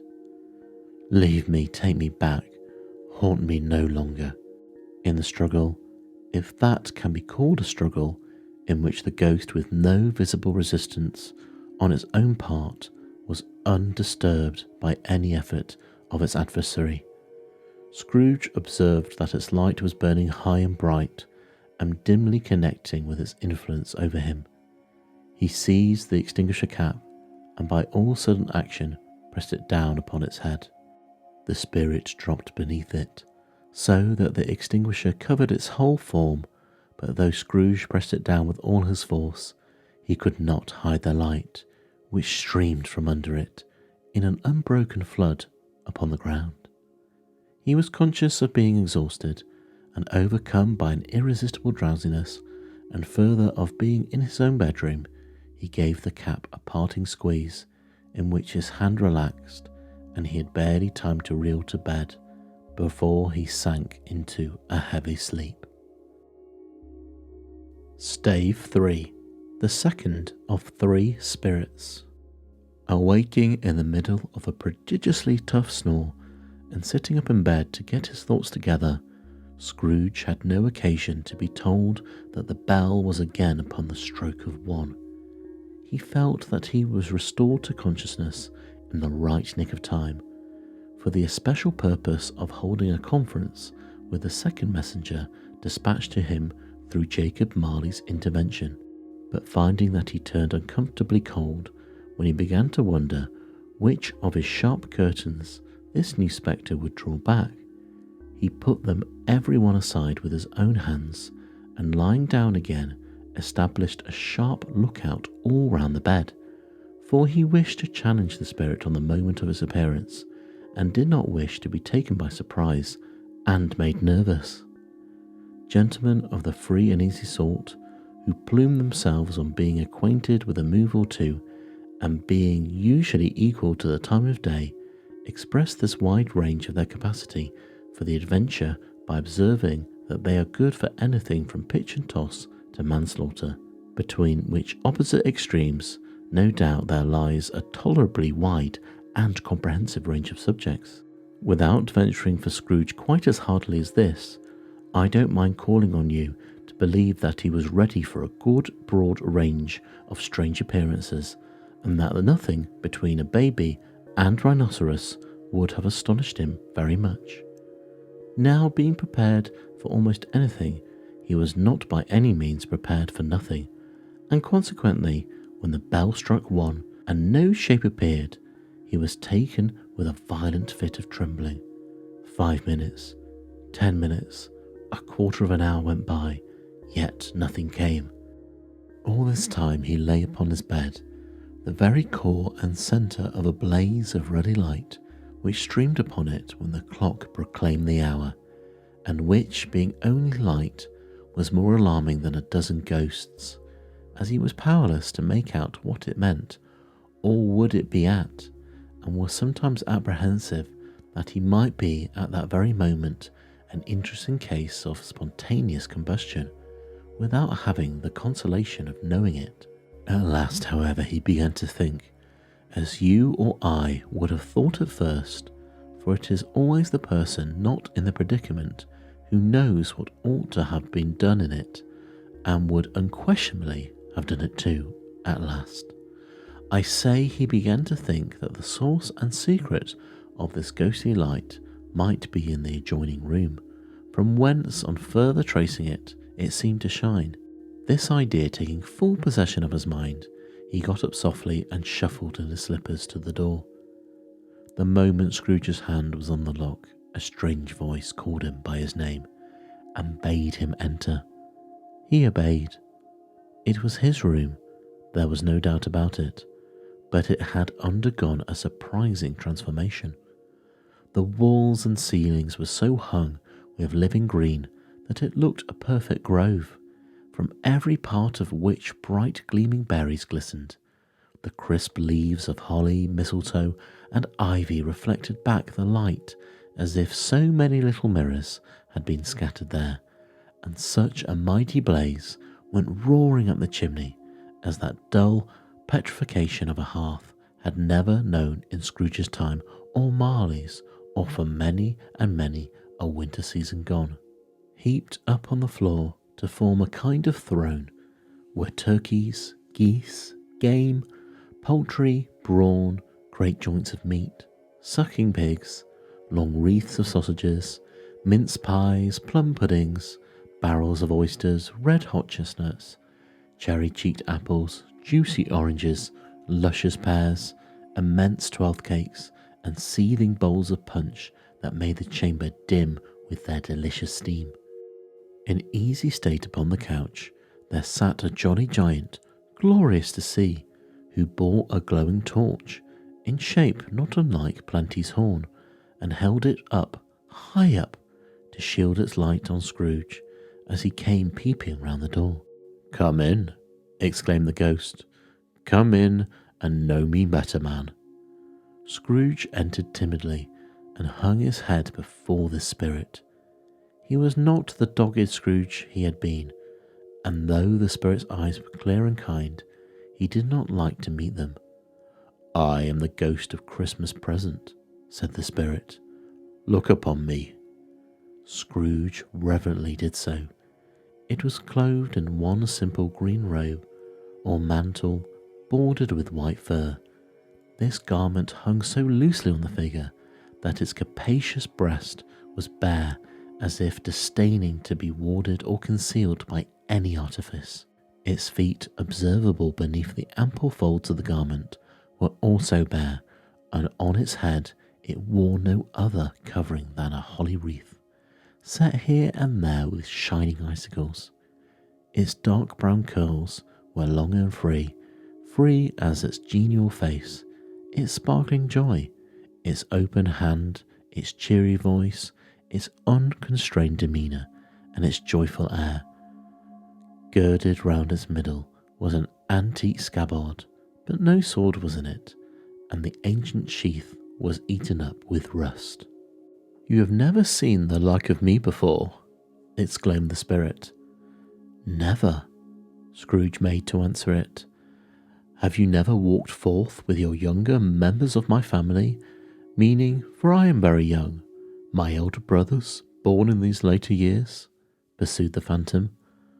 "I don't think I have," said Scrooge. "I'm afraid I have not.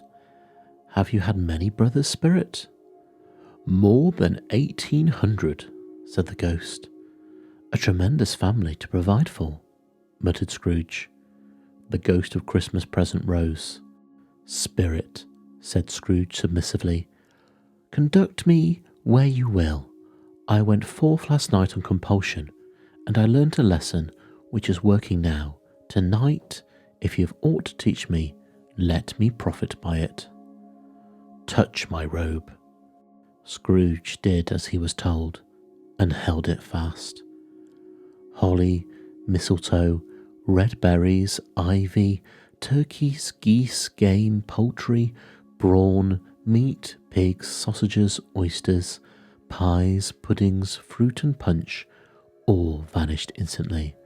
So did the room, the fire, the ruddy glow, the hour of night, and they stood in the city streets on Christmas morning, where, for the weather was severe, the people made a rough but brisk and not unpleasant kind of music, in scraping the snow from the pavement in front of their dwellings, and from the tops of their houses, whence it was mad delight to the boys to see it coming plumping down into the road below, and splitting into artificial little snowstorms.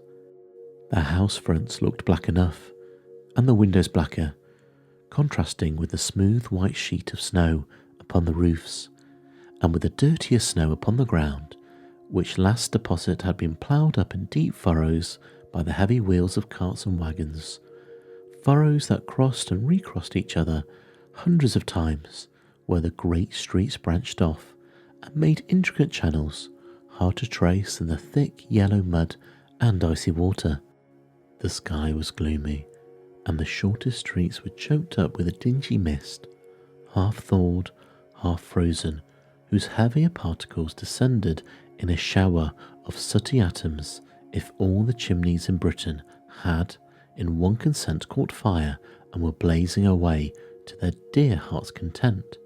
There was nothing very cheerful in the climate or the town, and yet there was an air of cheerfulness abroad that the clearest summer air and brightest summer sun might have endeavoured to diffuse in vain.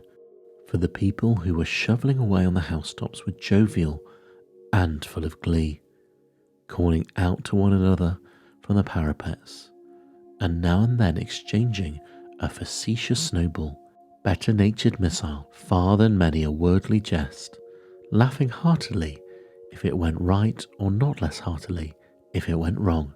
The poulterers' shops were still half full, and the fruiterers were radiant in their glory.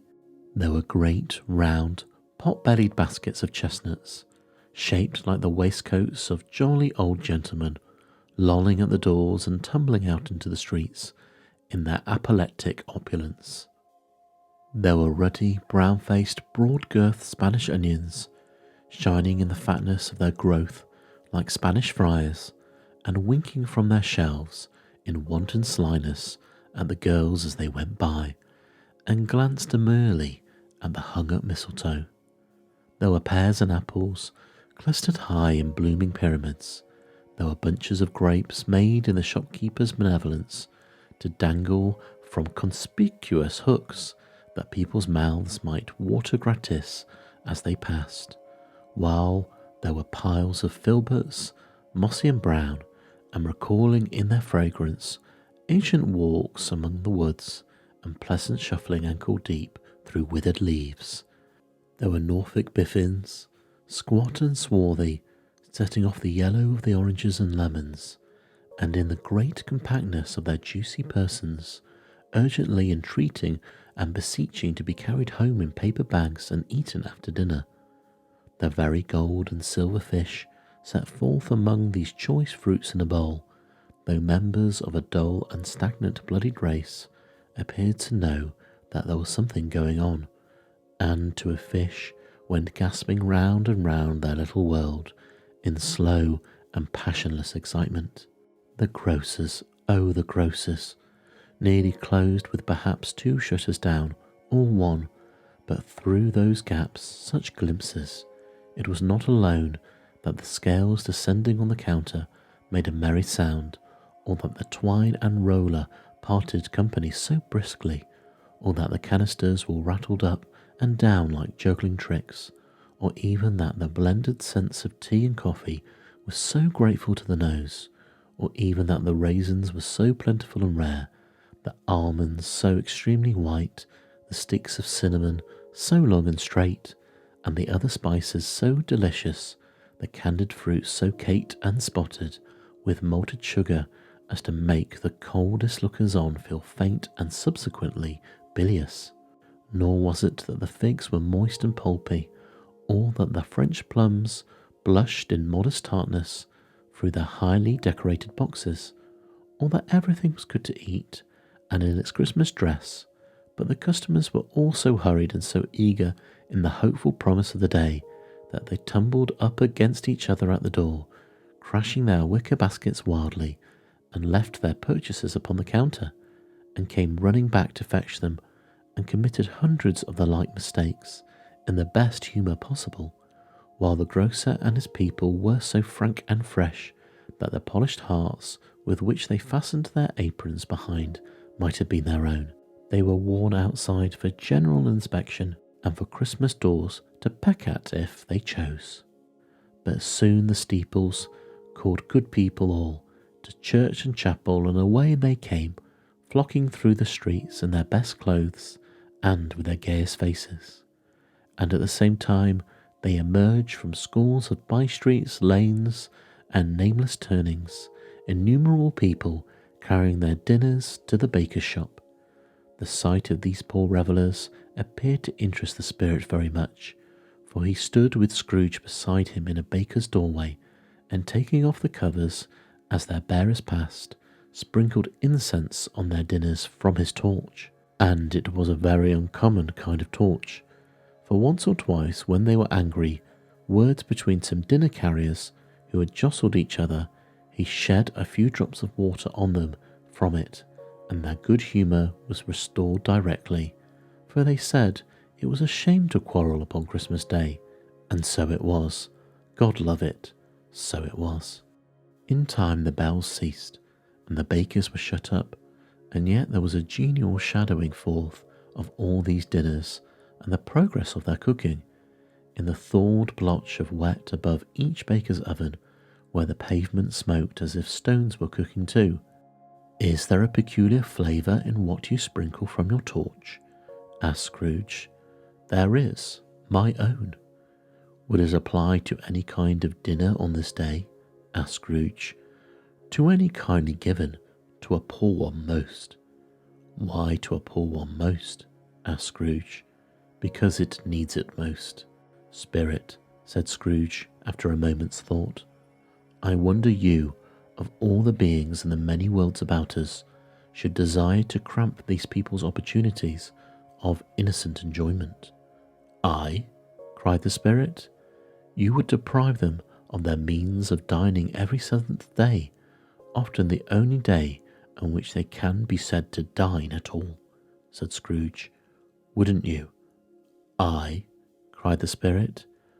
"You seek to close these places on the seventh day," said Scrooge, "and it comes to the same thing." "I seek?" exclaimed the Spirit. "Forgive me if I am wrong. It has been done in your name, or at least of that of your family," said Scrooge. "There are some upon this earth of yours," returned the Spirit, "who lay claim to know us, who do their deeds of passion, pride, ill will, hatred, envy, bigotry, and selfishness in our name, who are as strange to us and all our kith and kin as if they had never lived. Remember that, and charge their doings on themselves, not us." Scrooge promised that he would, and they went on, invisible as they had been before, into the suburbs of the town. It was a remarkable quality of the ghost, which Scrooge had observed at the baker's, that notwithstanding his gigantic size, he could accommodate himself to any place with ease, and that he stood beneath a low roof quite as gracefully and like a supernatural creature as it was possible he could have done in any lofty hall.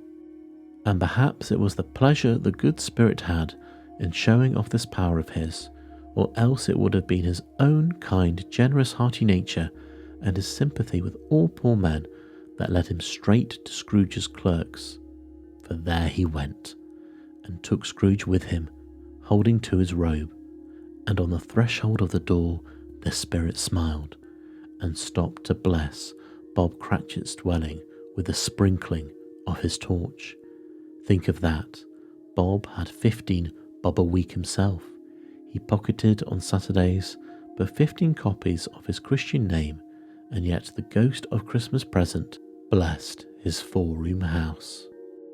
Then up rose Mrs. Cratchit, Cratchit's wife, dressed out but poorly in a twice-turned gown, but brave in ribbons, which are cheap and made a goodly show for sixpence, as she laid the cloth, assisted by Belinda Cratchit, second of her daughters, also brave in ribbons, while Master Peter Cratchit plunged a fork into the saucepan of potatoes, and getting the corners of his monstrous shirt collar, Bob's private property conferred upon his son and heir in honour of the day, into his mouth, rejoiced to find himself so gallantly attired, and yearned to show his linen in the fashionable parks. And now 2 smaller Cratchits, boy and girl, came tearing in, screaming that outside the baker's they had smelt the goose, and known it for their own, and basking in luxurious thoughts of sage and onion, these young Cratchits danced about the table and exalted Master Peter Cratchit to the skies, while he, not proud although his collars nearly choked him, blew the fire until the slow potatoes bubbling up knocked loudly at the saucepan lid to be let out and peeled. "What has ever got into your precious father then?" said Mrs. Cratchit.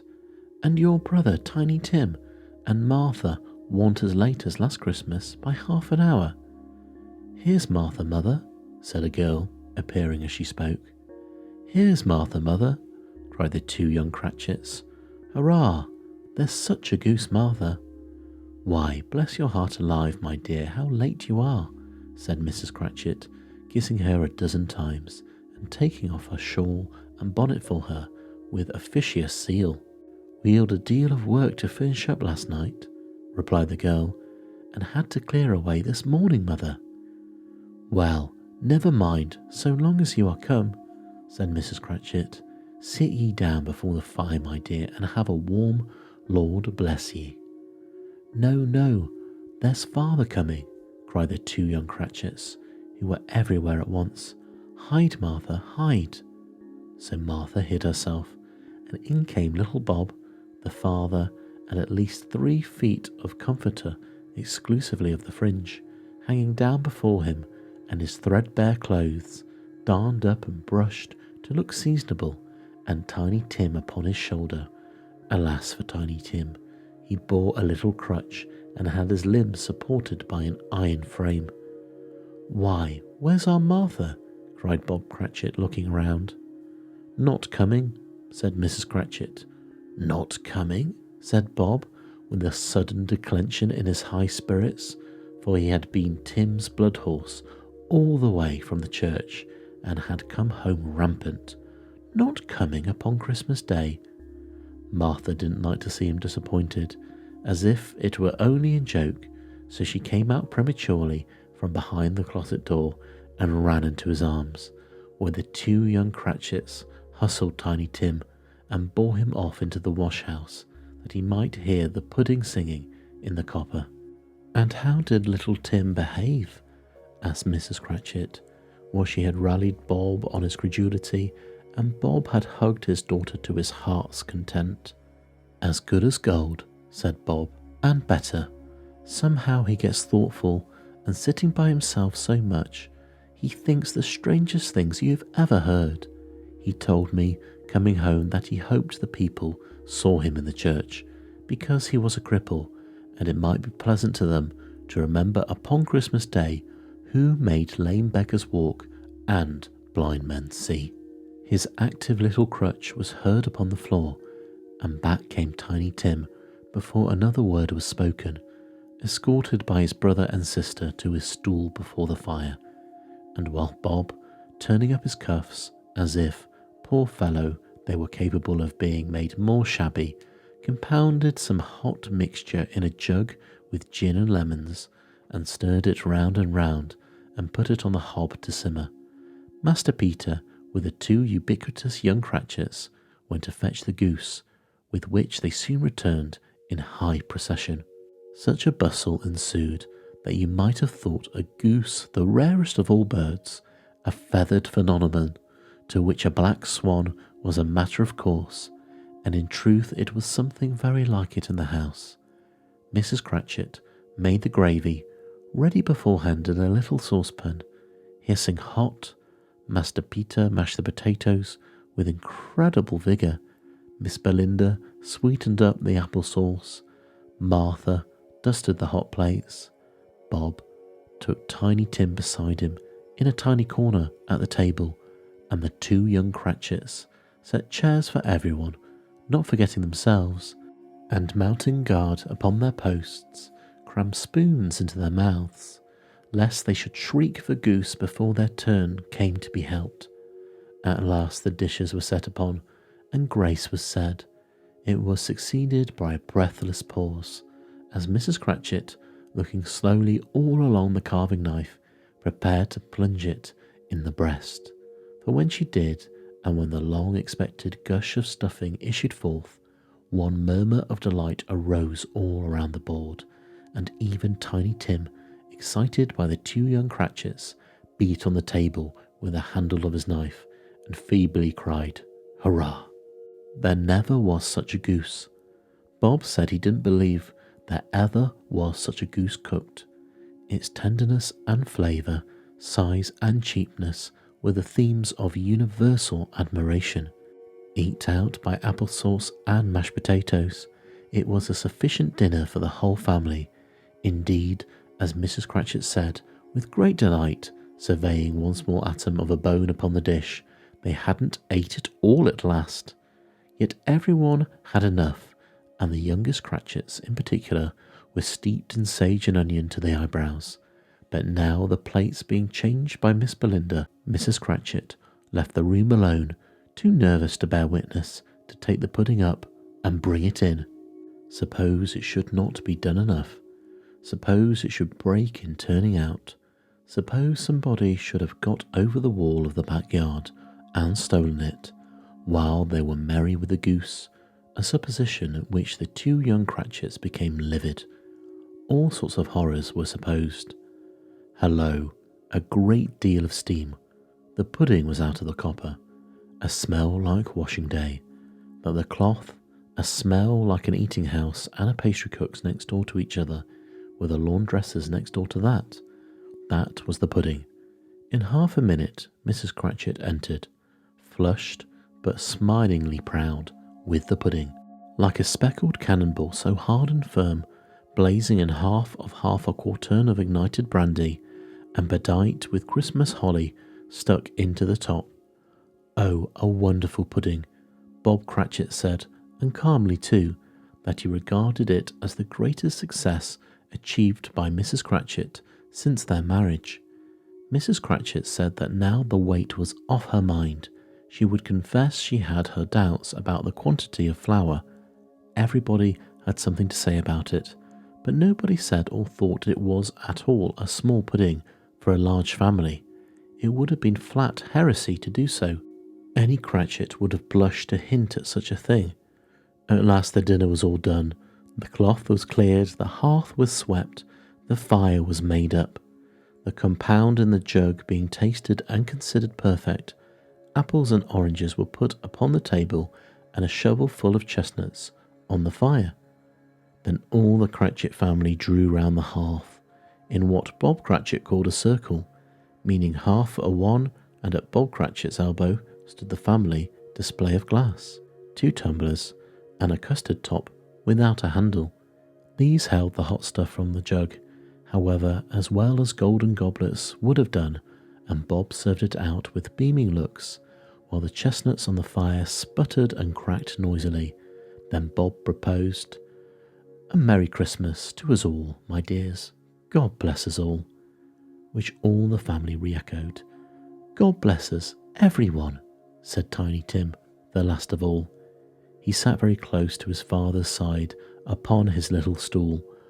Bob held his withered little hand in his, as if he loved the child and wished to keep him by his side, and dreaded that he might be taken from him.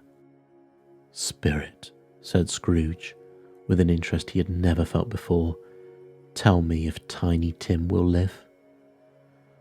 "I see a vacant seat," replied the ghost, "in the poor chimney corner, and a crutch without an owner, carefully preserved.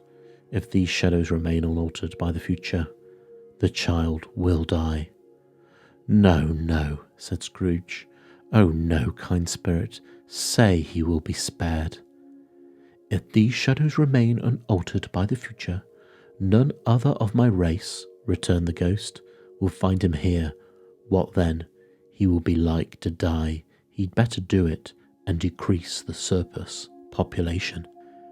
Scrooge hung his head to hear his own words quoted by the spirit, and was overcome with penitence and grief. "Man," said the ghost, "if man you be in heart, not adamant, forbear that wicked cant until you have discovered what the surplus is, and where it is. Will you decide what men shall live, and what men shall die? It may be that in the sight of heaven you are more worthless and less fit to live than millions like this poor man's child.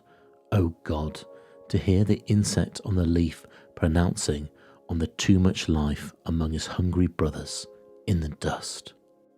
Scrooge bent before the ghost's rebuke, and trembling cast his eyes upon the ground, but he raised them speedily on hearing his own name.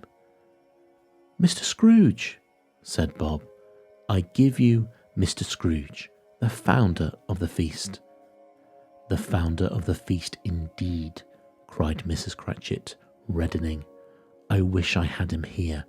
I'd give him a piece of my mind to feast upon, and I hope he would have a good appetite for it."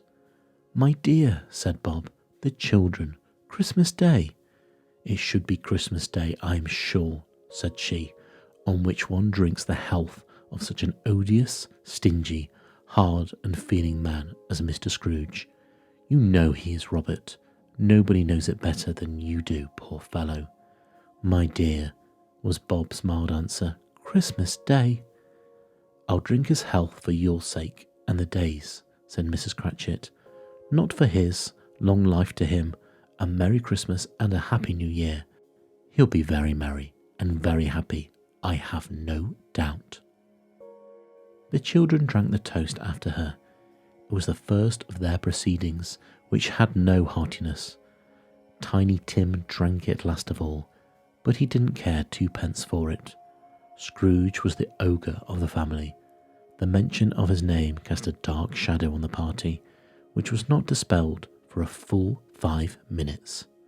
After it had passed away, they were 10 times merrier than before, from the mere relief of Scrooge the baleful being done with. Bob Cratchit told them how he had a situation in his eye for Master Peter, who would bring in, if obtained, full 5 and 6pence weekly. The two young Cratchits laughed tremendously at the idea of Peter's being a man of business, and Peter himself looked thoughtfully at the fire from between his collars, as if he was deliberating what particular investments he should favour when he came into the receipt of the bewildering income. Martha, who was a poor apprentice at a milliner's, then told them what kind of work she had to do, and how many hours she worked at a stretch, and how she meant to lie abed in tomorrow morning for a good long rest, tomorrow being a holiday she passed at home. Also how she had seen a countess and a lord some days before, and how the lord was much about as tall as Peter, at which Peter pulled up his collar so high that you couldn't have seen his head if you had been there. All this time the chestnuts and the jug went round and round, and by they had a song about a lost child travelling in the snow, from Tiny Tim, who had a plaintive little voice and sang it very well indeed. There was nothing of high mark in this. They were not a handsome family, they were not well dressed, their shoes were far from being waterproof, their clothes were scanty, and Peter might have known, and very likely did, the inside of a pawnbroker's. But they were happy, grateful, pleased with one another, and contented with the time, and when they faded, and looked happier yet in the bright sprinklings of the spirit's torch at parting, Scrooge had his eye upon them, and especially on Tiny Tim, until the last. By this time it was getting dark, and snowing pretty heavily, and as Scrooge and the spirit went along the streets, the brightness of the roaring fires in kitchens and parlours and all sorts of rooms were wonderful. Here the flickering of the blaze showed preparations for a cosy dinner, with hot plates baking through and through before the fire, and deep red curtains ready to be drawn to shut out cold and darkness. There all the children of the house were running out into the snow to meet their married sisters, brothers, cousins, uncles, aunts, and to be the first to greet them. Here again were shadows on the window blind of guests assembling, and there were a group of handsome girls, all hooded and fur-booted, and all chattering at once, tripped lightly off to some near neighbour's house, where, woe upon the single man who saw them enter, artful witches well they knew it, in a glow. But if you had judged from the numbers of people on their way to friendly gatherings, you might have thought that no one was at home to give their welcome when they got there. Instead of every house expecting company and piling up its fires half-chimney high, blessings on it, how the ghost exulted, how it bared its breadth of breast and opened its capacious palm and floated on, outpouring with a generous hand its bright and harmless mirth on everything within its reach. The very lamplighter who ran on before, dotting the dusky street with specks of light, and who dressed to spend the evening somewhere, laughed out loudly as the spirit passed, though little kenned the lamplighter that he had any company but Christmas. And now, without a word of warning from the ghost, they stood upon a bleak and desert moor, where monstrous masses of rude stone were cast about, as though it were the burial place of giants, and water spread itself wherever so it listed, or would have done so, but for the frost that held it prisoner, and nothing grew but moss and furze, and coarse rank grass. Down in the west the setting sun had left a streak of fiery red, which glared upon the desolation for an instant like a sullen eye, and frowning lower yet, was lost in the thick gloom of darkest night. "Where is this place?" asked Scrooge. "A place where miners live, who labour in the bowels of the earth," returned the spirit. "But they know me. See." A light shone from the window of a hut, and swiftly they advanced towards it, passing through the wall of mud and stone, and found a cheerful company assembled round a glowing fire, an old man and woman with their children and their children's children, and another generation beyond that, all decked out gaily in their holiday attire. The old man, in a voice that seldom rose above the howling of the wind upon the barren waste, was singing them a Christmas song. It had been a very old song when he was a boy. From time to time they all joined in the chorus. So surely as they raised their voices, the old man got quite blithe and loud, and so surely as they stopped, his vigour sank again. The spirit did not tarry here, but bade Scrooge hold his robe, and passing above the moor, sped whither? Not to see, to see. To Scrooge's horror, looking back, he saw the last of the land, a frightful range of rocks behind him, and his ears were deafened by the thundering of water, as if it rolled and roared and raged among the dreadful caverns it had worn, and fiercely tried to undermine the earth. Built upon a dismal reef of sunken rocks, some league or so from shore, on which the waters chafed and dashed the wild year through, there stood a solitary lighthouse. Great heaps of seaweed clung to its base, and storm birds, born of the wind, one might suppose, as seaweed of the water, rose and fell about it, like the waves they skimmed. But even here, two men who watched the light had made a fire, that through the loophole in the thick stone wall shed out a ray of brightness on the awful sea.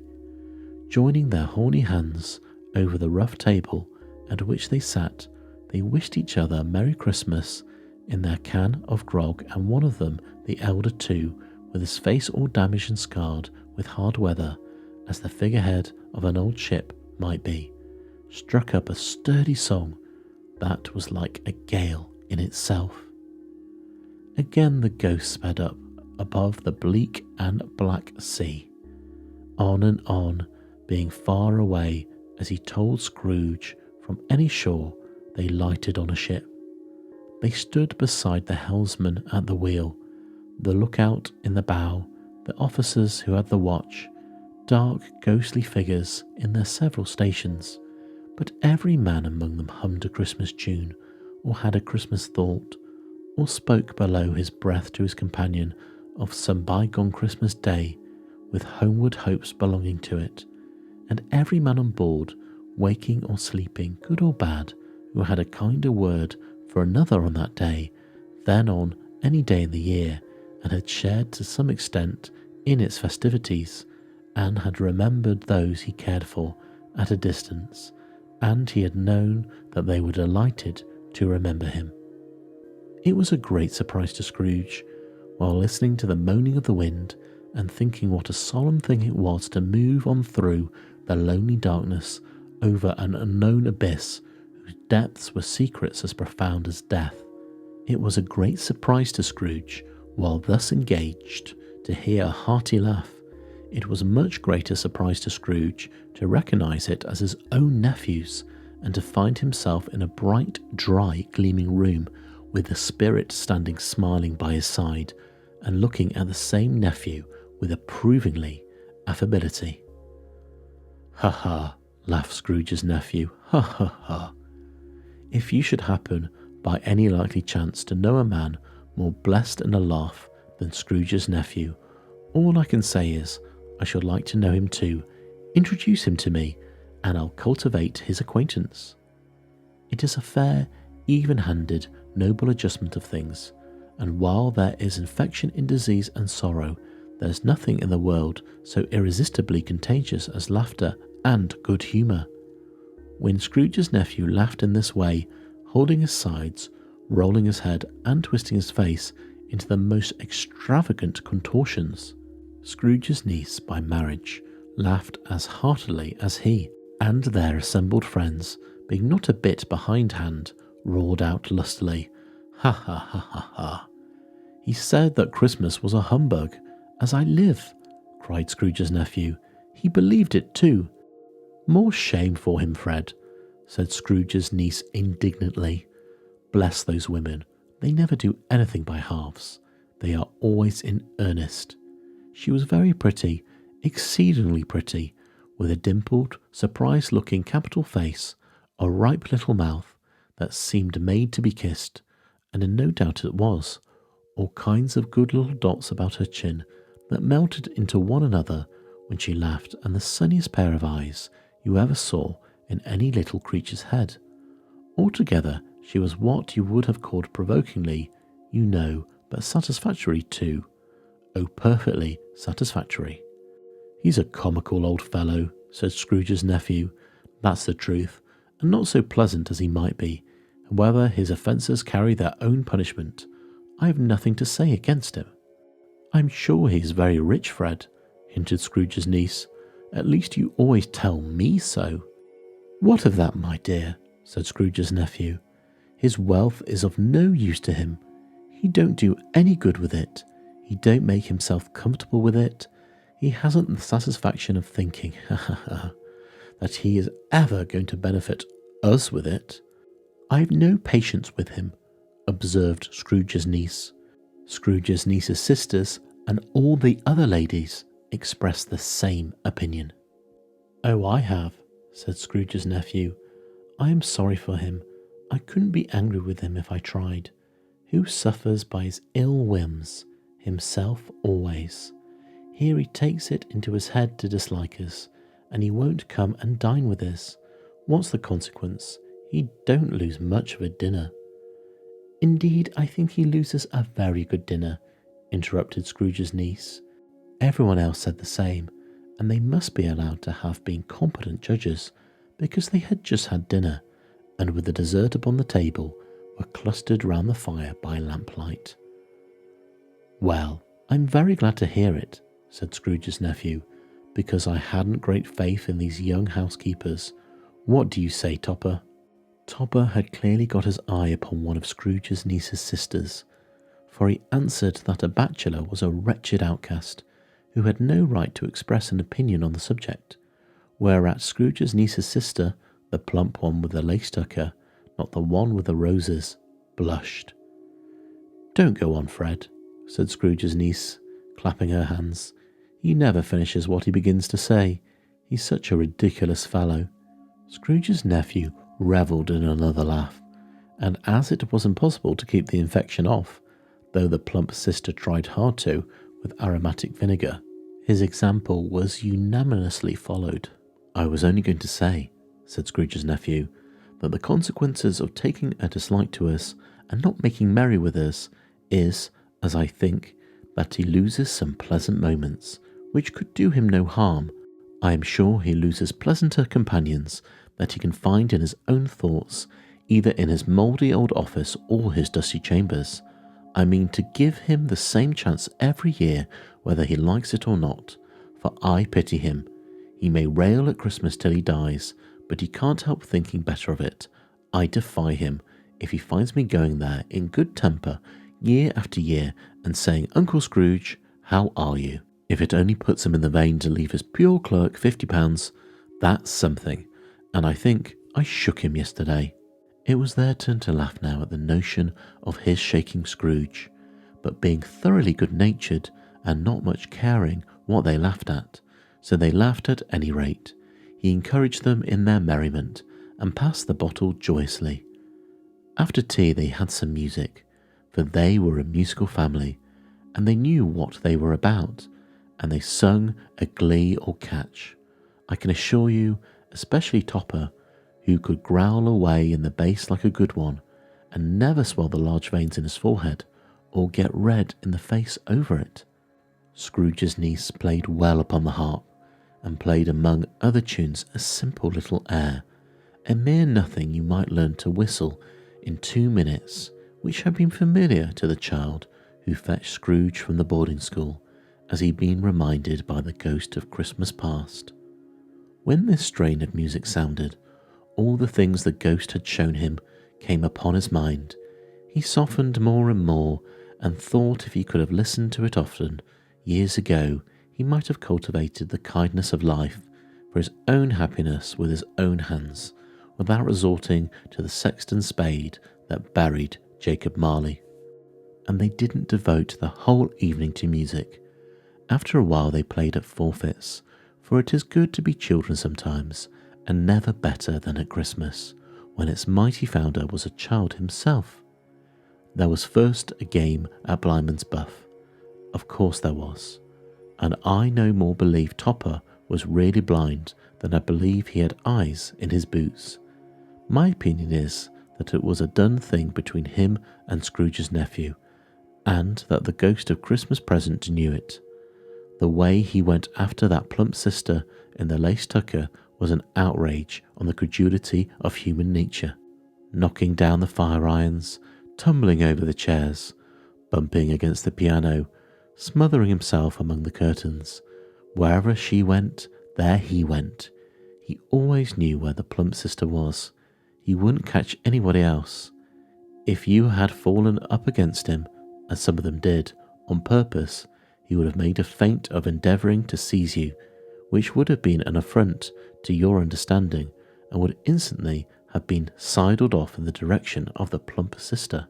She often cried out that it wasn't fair, and it really was not, but when at last he caught her, when, in spite of her silking rustlings and her rapid flutterings past him, he got into a corner whence there was no escape, then his conduct was the most execrable. For his pretending not to know her, his pretending that it was necessary to touch her headdress, and further to assure himself of her identity by pressing a curtain ring upon her finger and a certain chain around her neck, was vile, monstrous. No doubt she told him her opinion of it, when, another blind man being in office, they were so very confidential together behind the curtains. Scrooge's niece was not one of the blind man Buff's party, but was made comfortable with a large chair and a footstool in a snug corner where the ghost and Scrooge were close behind her. But she joined in the forfeits and loved her love to admiration with all the letters of the alphabet. Likewise at the game of how, when and where, she was very great, and to the secret joy of Scrooge's nephew, beat her sisters hollow, though they were sharp girls too, as Topper would have told you. There might have been 20 people there, young and old, but they all played, and so did Scrooge, for wholly forgetting in the interest he had in what was going on, that his voice made no sound in their ears. He sometimes came out with a guess quite loud, and very often quite right too. For the sharpest needle, best Whitechapel, warranted not to cut in the eye, was not sharper than Scrooge blunt, as he took in his head to be. The ghost was greatly pleased to find him in this mood, and looked upon him with such favour that he begged like a boy to be allowed to stay until the guests departed. But this, the spirit said, could not be done. "Here is a new game," said Scrooge. "Only half an hour, spirit. Only one." It was a game called Yes and No, where Scrooge's nephew had to think of something, and the rest might find out what. He only answering to their questions yes or no, as the case was. The brisk fire of the questioning, to which he was exposed, elicited from him that he was thinking of an animal, a live animal, rather than a disagreeable animal, a savage animal, an animal that growled and grunted sometimes, and talked sometimes, and lived in London, and walked about the streets, and wasn't made a show of, and wasn't led by anybody, and didn't live in a menagerie, and was never killed in a market, and was not a horse, or an ass, or a bull, or a cow, or a tiger, or a dog, or a pig, or a cat, or a bear. At every fresh question that was put to him, this nephew burst into a fresh roar of laughter, and was so inexpressibly tickled that he was obliged to get up off the sofa and stamp. At last the plump sister, falling into a similar state, cried out, "I've found it out. I know what it is, Fred. I know what it is." "What is it?" cried Fred. "It's your Uncle Scrooge." Which it certainly was. Admiration was the universal sentiment, though some objected that the reply to "Is it a bear?" ought to have been "Yes," insomuch as an answer in the negative was sufficient to have diverted their thoughts from Mr. Scrooge, supposing they had ever had any tendency that way. "He has given us plenty of merriment, I am sure," said Fred, "and it would be ungrateful not to drink his health. Here is a glass of mulled wine ready to our hand at the moment, and I say, Uncle Scrooge." "Well, Uncle Scrooge," they all cried. "A Merry Christmas and a Happy New Year to the old man, whatever he is," said Scrooge's nephew. "He wouldn't take it from me, but may he have it nevertheless." Uncle Scrooge had imperceptibly become so gay and light of heart that he would have pledged the unconscious company in return and thanked them in an audible speech, if the ghost had given him time.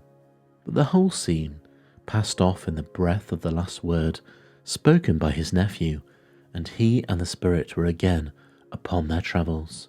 Much they saw and far they went, and many homes they visited, but always with a happy end. The spirit stood beside sick beds, and they were cheerful, on foreign lands, and they were close at home, by struggling men, and they were patient in their greater hope, by poverty, and it was rich, in almshouse, hospital, and jail, in misery's every refuge, where vain men, in his little authority, had made fast the door and barred the spirit out.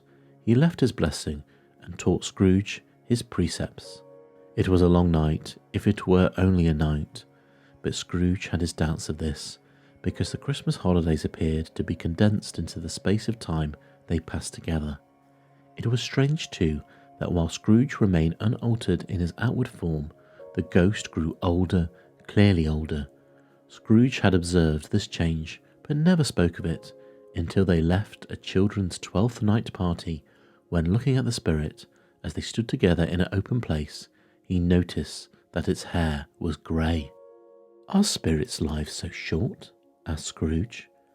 "My life upon this globe is very brief," replied the ghost. "It ends tonight." "Tonight?" cried Scrooge. "Tonight at midnight. Hark, the time is drawing near." The chimes were ringing the 11:15 at the moment. "Forgive me if I'm not justified in what I ask," said Scrooge, looking intently at the spirit's robe, "but I see something strange, and not belonging to yourself, protruding from your skirts. Is it a foot or a claw?" "It might be a claw, for the flesh there is upon it," said the spirit's soulful reply. "Look here."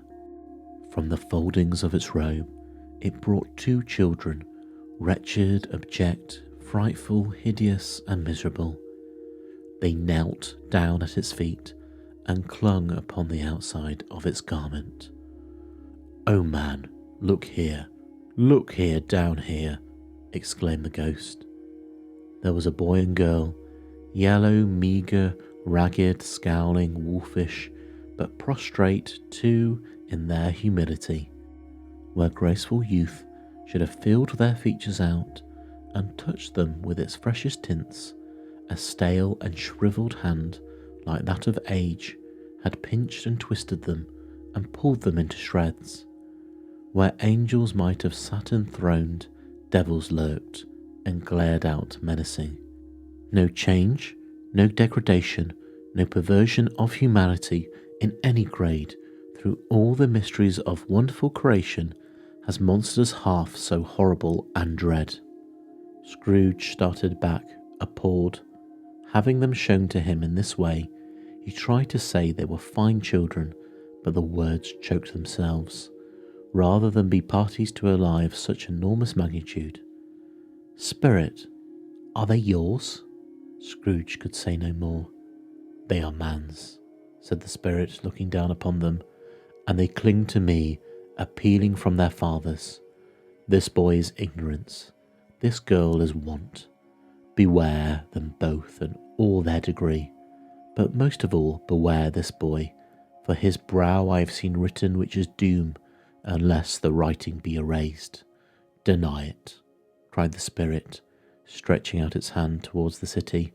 "Slander those who tell it ye, admit it for your factitious purposes, and make it worse, and bide the end." "Have you no refuge or resource?" cried Scrooge. "Are there no prisons?" said the spirit, turning on him for the last time with his own words. "Are there no workhouses?" The bell struck 12. Scrooge looked about him for the ghost and saw it not. As the last stroke ceased to vibrate, he remembered the prediction of old Jacob Marley, and lifting up his eyes, beheld a solemn phantom, draped and hooded, coming like a mist along the ground towards him.